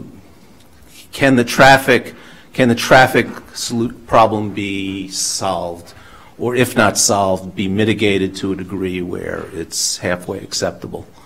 And I would want to know, before we turn on the spigot completely, I'd want to know the answer to that. So that's kind of where I am. Anyone else? So, Mike. I think we were having that sort of conversation at this end of the table. That certainly is, you're setting it up with, okay, you go through that gate, and then you also probably want to take care to make sure that you're on reasonably strong legal grounds with regard to using the playground. I will say that we're embarked here on effectively a $300 to $350 million adventure, and if this is the optimum solution, if Baldwin North is the optimum solution, given all the other problems that we have with all the other sites, the legal costs of litigation are a tiny fraction of that total cost. And we are, while we do not have deep pockets as individuals, as a town, we can afford that litigation, and I would not let that be a barrier. Mr. Perlman. At minimum, litigation's a barrier in the context of deliverability, as Mr. Bashinsky was noting. If we're looking to try to expand our classroom capacity as quickly and as reasonably as possible, it makes sense to be looking at sites that are viable, or the most viable, the fewest impediments. And as Ms. Hamilton was mentioning, most of the growth in South Brookline is going to be occurring at Hancock Village. And I think there may be a way to expand Baker slightly, a way that's sensitive to play space and also right sizes some of the areas that otherwise do not get addressed if we focus on Baldwin North and ignore Baker entirely. Again, we're not just looking at classroom capacity in some of these projects, but also renovation and right sizing. And those are advanced. That's why I think that we have, it seems, a general consensus on exploring Driscoll further, and why I think Baker should be looked at a bit more seriously. So which of the options at Baker are you suggesting we look at? So Baker 5? Baker 5. So that's with the full renovation, somewhere between 92 to 138 million for 8 classrooms. a delta of 8 classrooms. So if we were to combine that with Driscoll, which is 8 classrooms, so we're at 16. Right, then, and the cost per classroom is about $17 million per classroom, if you think of the upper number. Right. With the renovation. Yes, I understand. I understand the renovations. I just want to put the number out It there. was renovated within the last 20 years. Okay, so if it were sized accordingly, if we only had the 3 sections or 3.5 sections that it was sized for, it would work the way it is. The problem is it's been crammed in with many more students.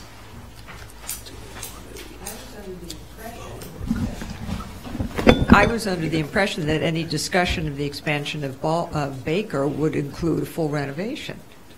No? Well, certain spaces, if we were expanding it. Well, that's what we're talking about. Yes. Right. But if we didn't expand it, then we don't need to renovate it, is what I'm trying to say. Okay. If we right size it. We agree. Okay. Perfect. Ms. Scotto.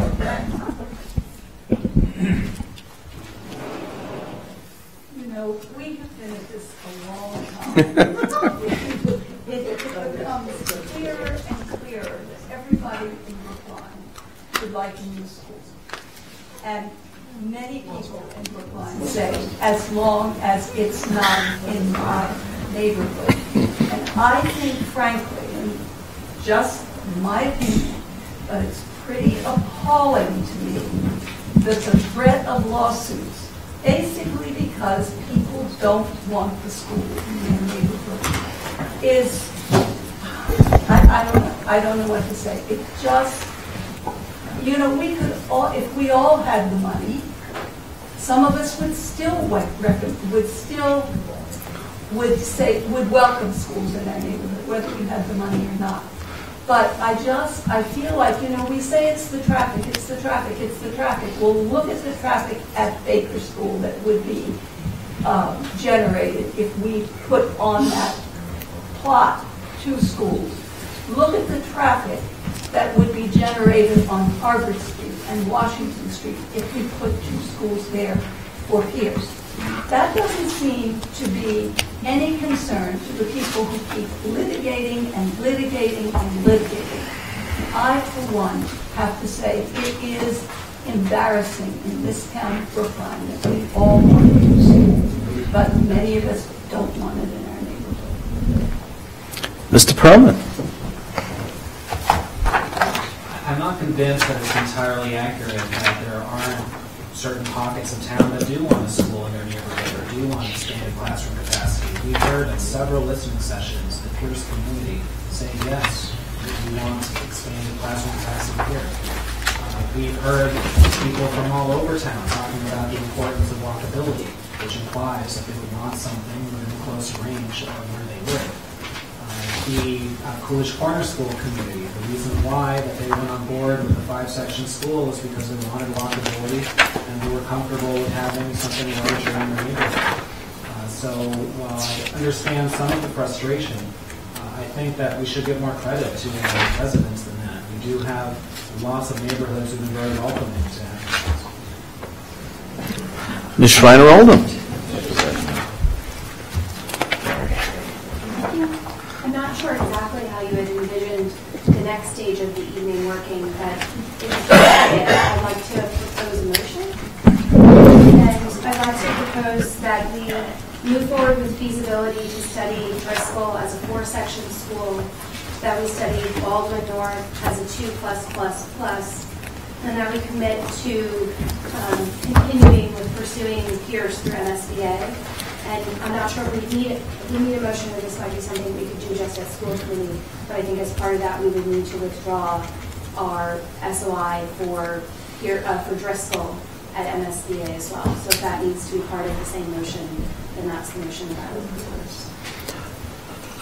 I would think if, in order to advantage the Pierce SOI and keep on good terms with MSBA, if we begin a feasibility study on the Driscoll School, we should let them know right away, and we should probably withdraw the SOI. I mean, I would leave it to our town staff to advise us on that, and just a quick phone call to MSBA, but I think that's probably what we would do. Yeah, because they don't want you doing a feasibility study if you're waiting to hear on an application. They're not going to issue their determination until December, is that correct? Yeah, it's almost always in sometime between early December to early January, yeah. So the question to the group, are we comfortable with a motion, or do we need to? I think we just heard a motion, but no, it sounded like a motion. I haven't accepted the motion. Well, and I think there's a question of how are the boards. We'll talk about that in a.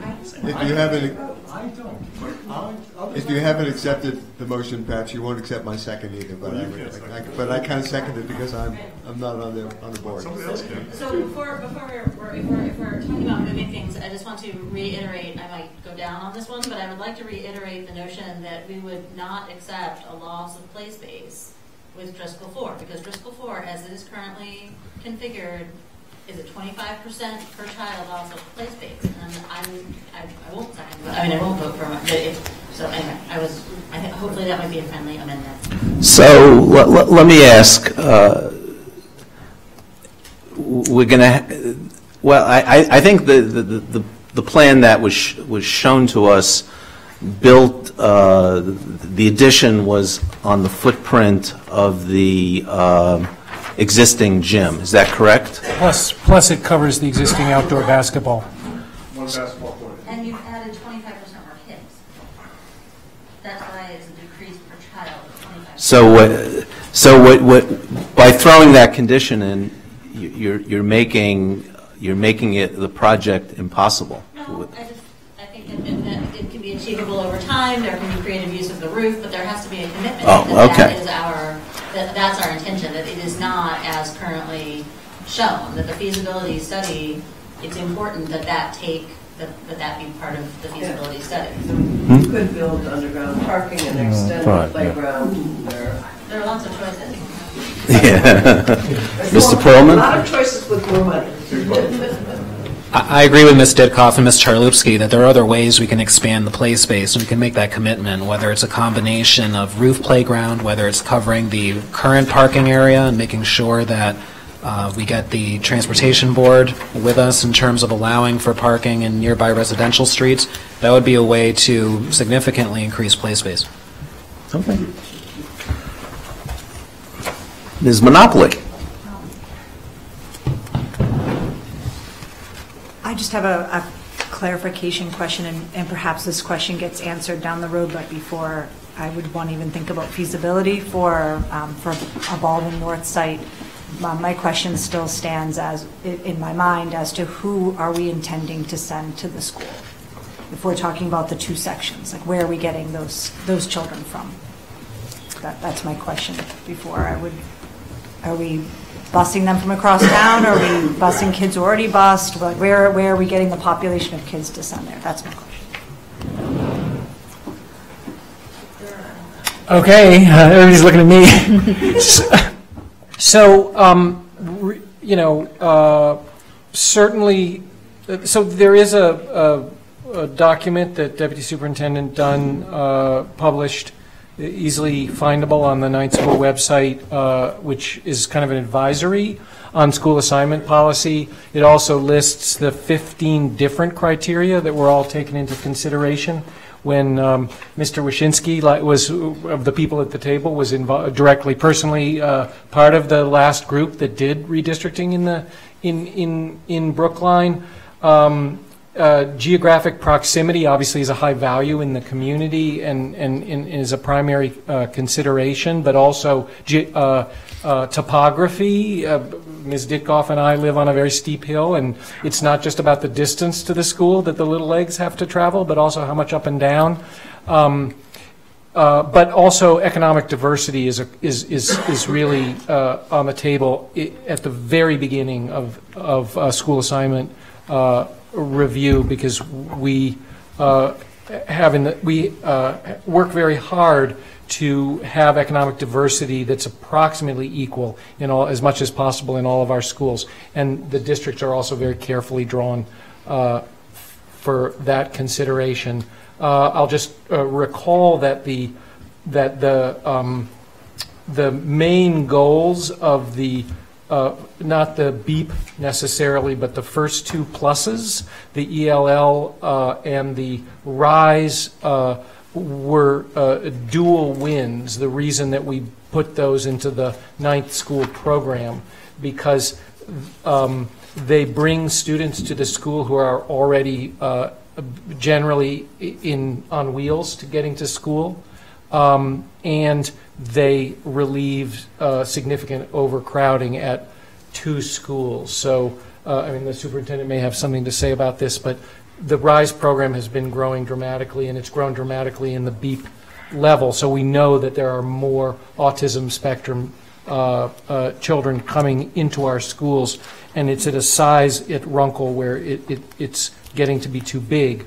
And so not only can we sort of just improve conditions in that school by creating a second center, but we also can free up a couple classrooms, which are really necessary, so we can create some, alleviate overcrowding at Runkle with that component without increasing, to your question, Ms. Monopoly, increasing a school assignment piece. It doesn't mean you have to draw the district bigger to do that. Same thing with moving the ELL program that isn't one of the, we have 7 of them currently, and not all of the schools have them, but some of them are more based with the children that speak that language actually live near the school, and so that wouldn't be a candidate for moving that program, because obviously because of walkability, but there are others that are more transportation based, where they're more of a magnet, and that magnet could be moved to another location. So, you know, I'm not trying to avoid your question.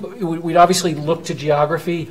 Also, if you look at the Baker district, the South Brookline district, huge expanses of it are already not near any school. So obviously there are a lot of children right now who aren't able to, in South Brookline, who aren't close enough to walk to a school. So those might be the prime candidates to then concentrate, have those that are already being transported, put them at the new school, so that you can then tighten the districts around Heath, Lincoln, and Baker, so that you maintain the walkability on those schools.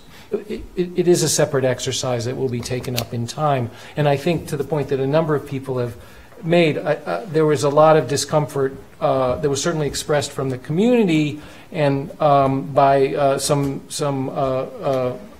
frequent writers and authors on this subject,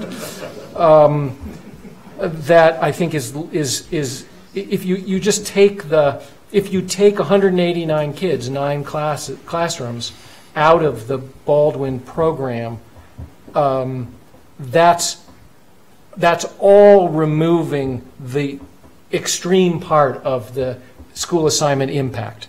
That you're taking the top of that problem away. Like 100% of that 189 kids is drawing down the challenge of assignment.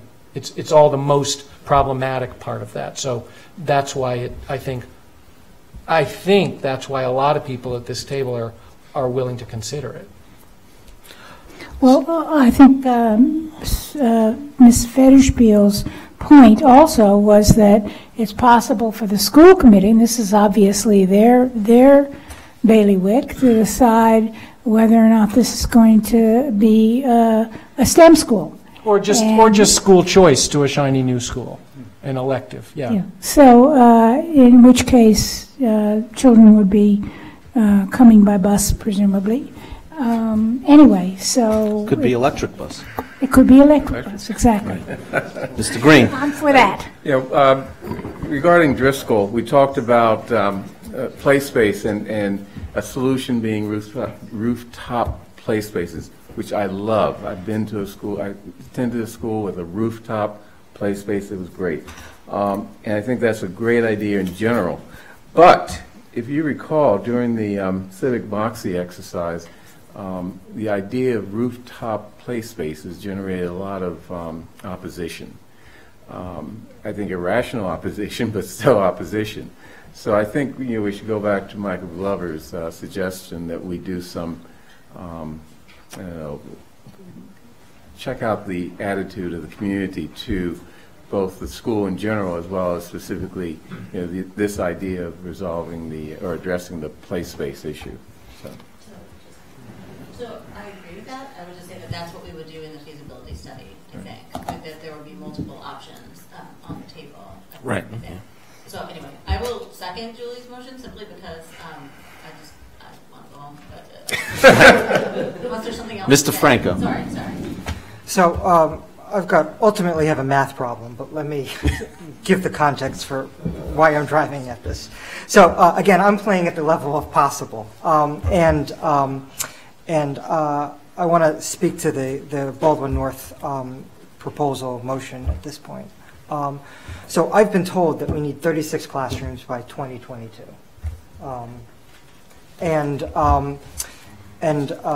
With a Baker project, 8 net new classrooms there, and a Driscoll project, 9 net classrooms there, that gets me to 17 in the relatively near future. Let's just say 2022 for the sake of argument.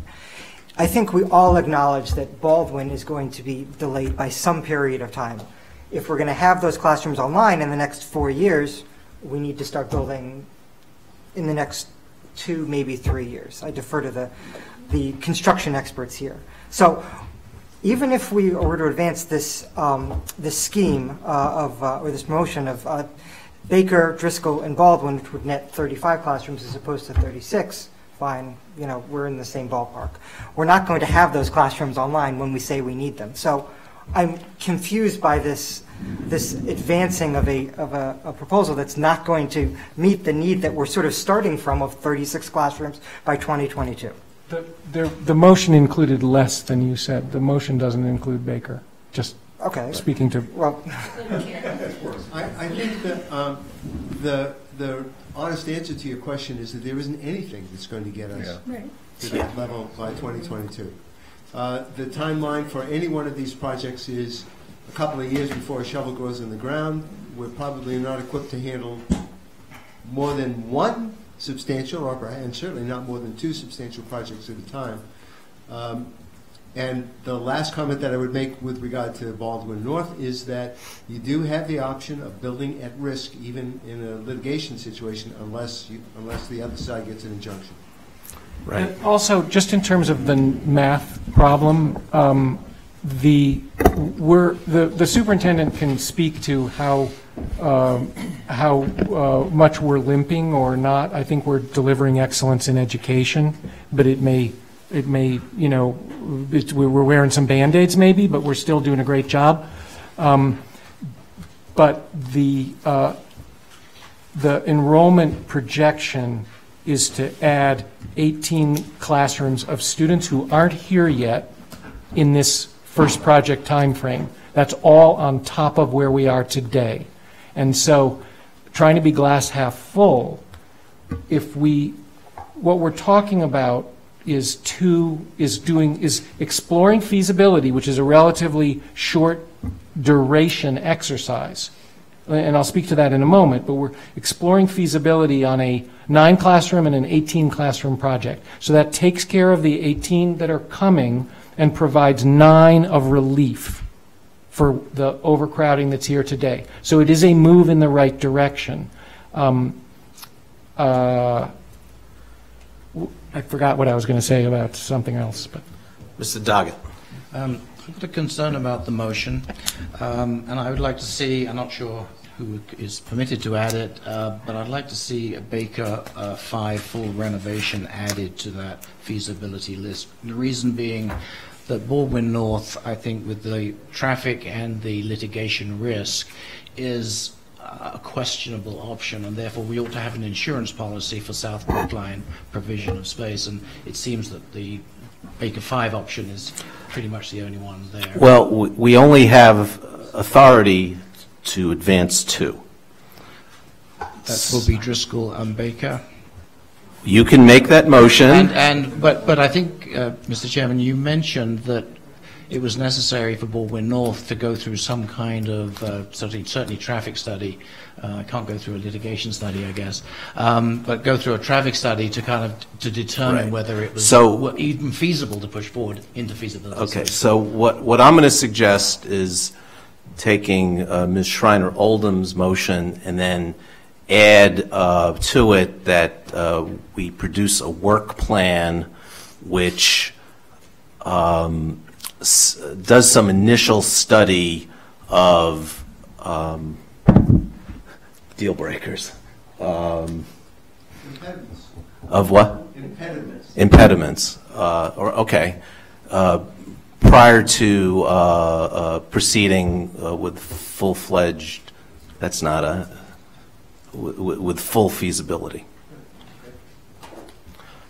Mr. Perlman. Could we also have a vote on Mr. Doggett's suggestion of Driscoll and Baker 5? Sure. Could you clarify that vote? Okay, so here's what we'll do. Okay, so first, each of the boards will vote separately. The advisory committee's vote is advisory to us. So by that vote, they are giving us their advice.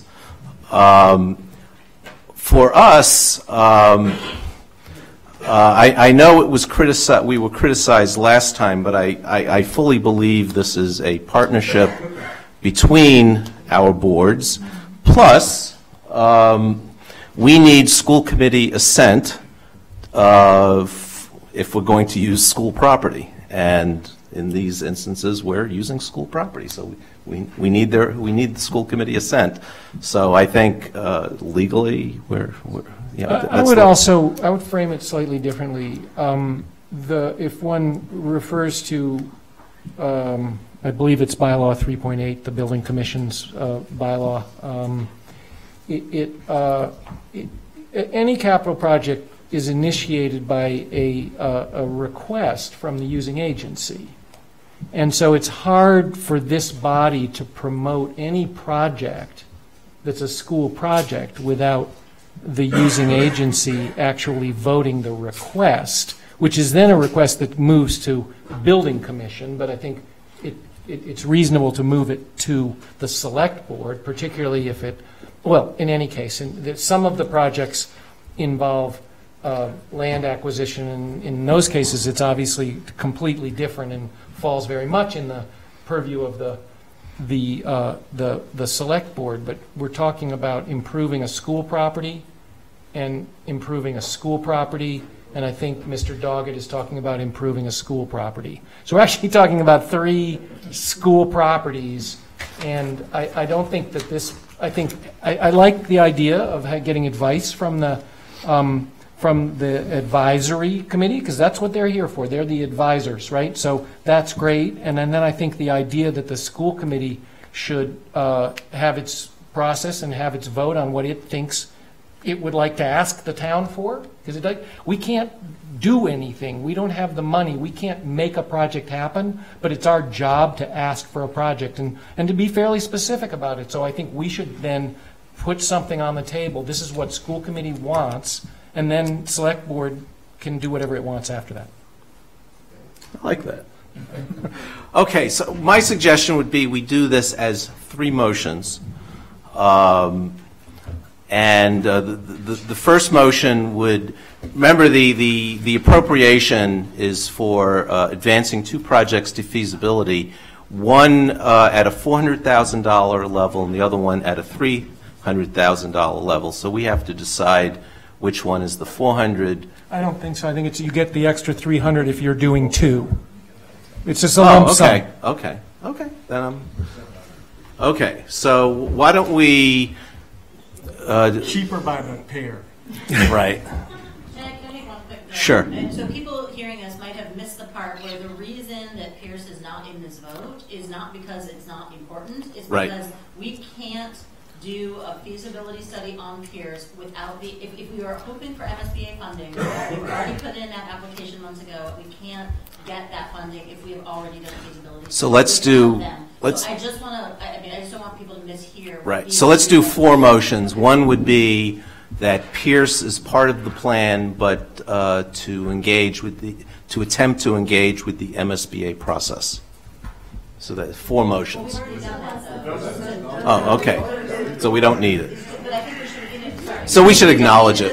Yeah, we need to acknowledge it, but we don't need to vote it again, which is already Okay. in. We just need to, but obviously people don't know that, so it's a communication issue. Okay. So, why don't you poll the advisory committee folks on Driscoll? Okay. The first motion is just for feasibility study to be done on the Driscoll. Right. Okay. The second one would be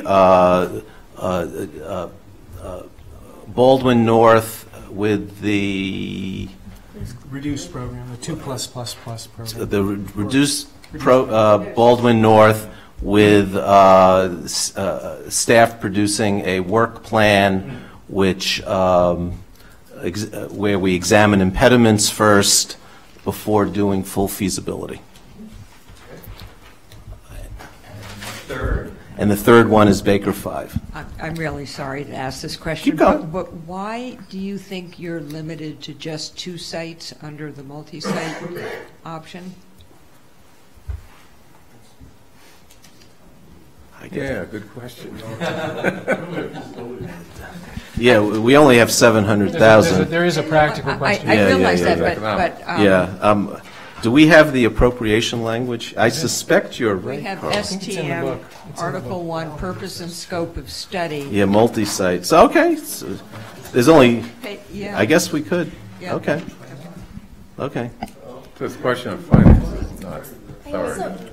I also wonder if voting them as 3 separate motions actually makes sense. And the reason I say that is because, for example, me personally would not vote for just moving forward with Driscoll. And so if we're raising the motion of voting for Driscoll, then that is a different motion than moving forward with feasibility on Driscoll and Baldwin 2+++. And so that was why I made the motion as. So why don't we do, okay, so let's do a motion, Driscoll plus Baldwin North or Driscoll plus Baker 5. And is there a reason not to, oh, I see, but If Julie's you're more motion comfortable also with that. just, in the motion was, and pursue MSBA partnership on Pierce. It was a But that's, It was a motion with. well, we've already done that. I'm just, if we were to accrue to Robert's Rules of Order, we would have some respect for the motion that's on the table. If we're not interested in Robert's Rules of Order, that's fine. Well, the advantage, but the advantage is that, I mean, to some extent, we're speaking, we're taking a formal vote in order to authorize the spending of funds. But we're also speaking to the public here, and I think Susan's right. We don't want there to be any concern or confusion on the part of Pierce parents that this has all been dropped. Okay. Can we just reaffirm our support for what we've already done? That sounds good. So the motion, The question is what's going to be in the tab, and I think that, in the paper and. Language in the motion can be that we are reaffirming our support for the MSBA's submission already. Right. So, Kate, as part of both motions will be, and also reaffirm support for the Pierce statement of interest to the Mass School Building Authority. That has previously been submitted. Submitted in early April. Okay. So, So Mr. I hate Lynn to Jones. get even more parliamentary Oh, here, come but on. doesn't it make sense to take as the main motion that we do reaffirm Pierce, do Driscoll, and do Baldwin North 2++, and to propose an amendment, we'll say the Doggett amendment, that would substitute Baker for Baldwin? Or do you want it to be the Perlman amendment? Individually, believing, maybe in the face of. Yeah, you're reality, that probably we right, can do Mr. three. Lynn Jones. That's parliamentary. I believe we've been asked. They've been asked for their advice. We have asked them for their advice. There's 3 separate boards that are going to vote.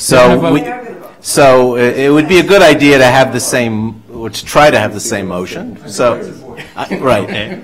Okay. So I think that's the way to do it. So the main motion before the ad hoc subcommittee here is to reaffirm that we're going forward with Pierce through the MSBA process, to do feasibility study on the Driscoll option, and to do a feasibility study on Baldwin North 2++. Is there an amendment to that motion? Yes. He's missing a plus. Beta 5, Baldwin North be replaced by Beta 5. Okay. And is there a second? Second. Okay, we'll first vote on the amendment, which would substitute Baker for Baldwin here. Mr. Doggett? Yes. Mr. Benka? Ms. Benka? Yes. Mr. Levitan? No. No. It comes down to the chair. The chair votes no. The amendment fails 3-2. This is just an advisory vote, of course. Right. We will go to the main motion, which I think you all understand. I don't have to repeat it again. Mr. Doggett? Yes. Ms. Benka? Abstain. Mr. Levitan? Yes. Yes. And the chair votes yes. So by my count, that's 4 in favor, none opposed, and 1 abstention. That is the advisory recommendation of the advisory subcommittee. So you should probably go through the same process to Yeah, give Mr. Perlman the opportunity. So is Ms. Schreiner-Oldham, did Mr. Lynn Jones' recital of your motion matched what it is you were trying to put on the table? I think I maybe only heard 2 pluses. Instead of 3, so I wanted, so if there were 3 plus, then yes. Okay, is there further discussion on the motion? It's just really, if we're not putting this in the motion, I just want to keep that place-based thing in there somehow, that this is not, it's feasibility on Driscoll with the school committee. I would hope the school committee's, support that we will not reduce place-based per child, which is what this does. I wouldn't have voted for that. Okay. So that should be a part of the motion, Kate. Okay. Mr. Glover. I just want to explain my vote in advance. I'm going to be voting no on this, just because, as I indicated before, I don't think there's been enough public discussion on this to this point. I think a lot of what the public hearing centered around, and a lot of all of the previous discussion to date was very different than where we are right now. And I think there should be more opportunity for the public to provide input on these issues. It's not my vote is not necessarily a statement about the value of what we're doing. It's more just a statement about the process. Okay.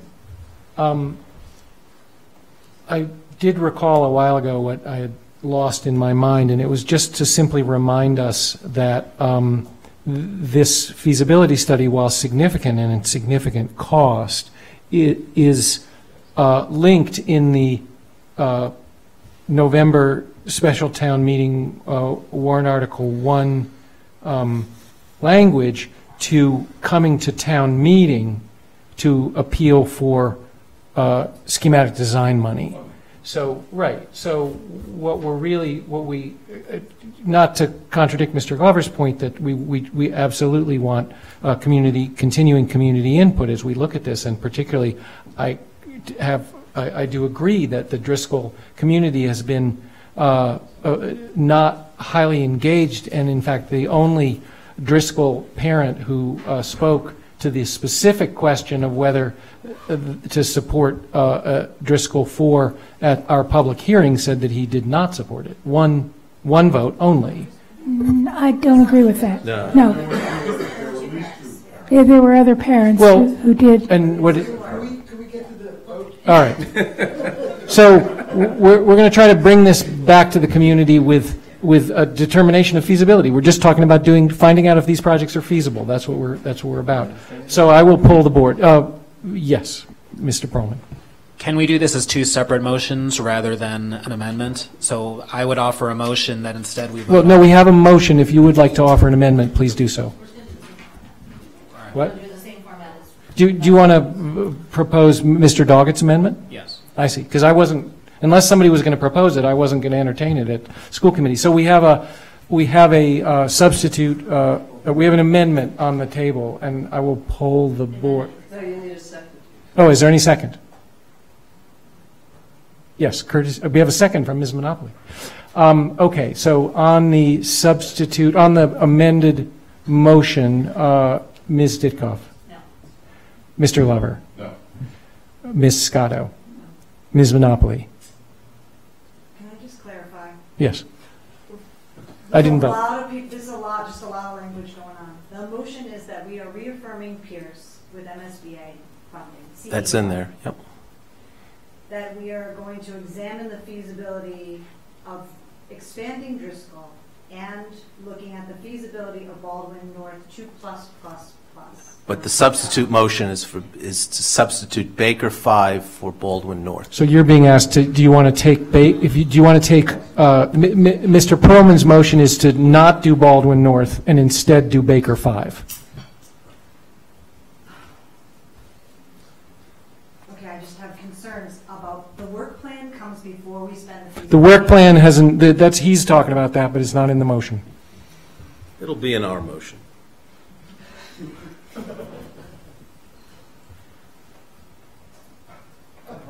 sorry. You seconded. You should abstain. People abstain. If you don't feel comfortable voting, you can abstain. If you feel comfortable voting, you should vote. I'm going to abstain. Thank you. Mr. Perlman? Yes. Ms. Schreiner-Oldham? No. Ms. Federspiel? No. Ms. Charlevsky? And the chair votes no. So we'll return to the motion. Ms. Ditkoff? Yes. Mr. Glover? No. Ms. Scotto? Ms. Monopoly? This is now Baldwin, and, you can abstain on this, too. But this is Baldwin, yeah, this is the original motion. Driscoll, Baldwin, yes. Driscoll, Baldwin, and we're just looking at it. Well, we're doing a feasibility, we're spending $700,000 to explore feasibility for these two sites, to see if they'll solve our problem, if we can build them. Yes. We got a yes. Mr. Perlman? Abstain, but I'd like to explain that I'm totally in support of MSBA for Pierce. I'm totally in support for Driscoll. That's why I would have rather that we not bundle it this way. It is what it is. Ms. Schreiner-Oldham? Yes. Ms. Federspiel? Yes. Ms. Charlevsky? Yes. And the chair votes yes. Okay, so now it's the select board. Is there going to be a motion on Baker? I'll propose the motion. Okay. So Do you need a second? I'll second it. No motion should fail for a lack of a second. Thank you, Neil.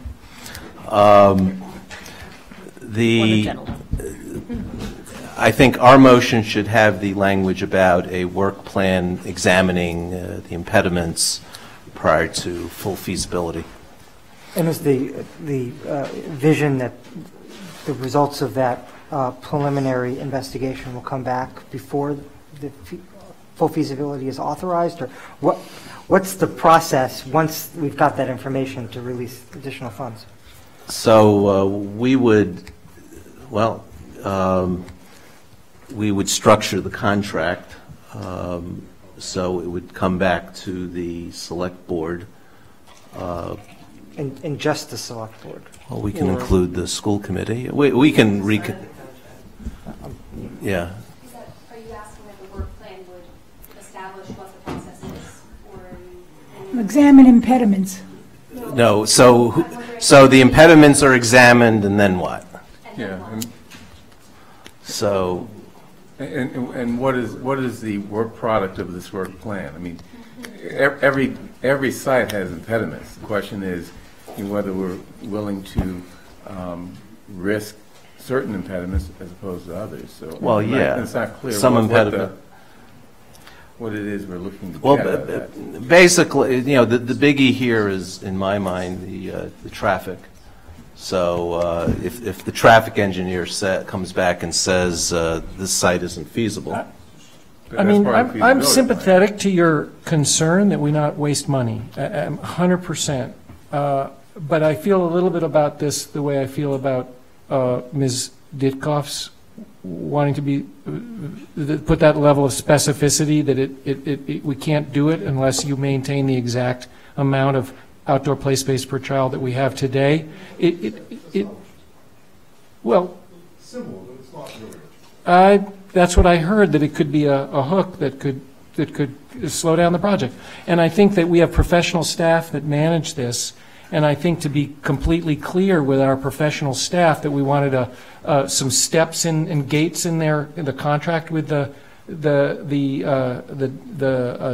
consultants that would not go forward with designing a whole building or anything until that we start with the traffic and the high-profile things and spend money on those first, and that understanding that it might actually take a little bit longer, we couldn't deliver as quickly if we sequence things in that way.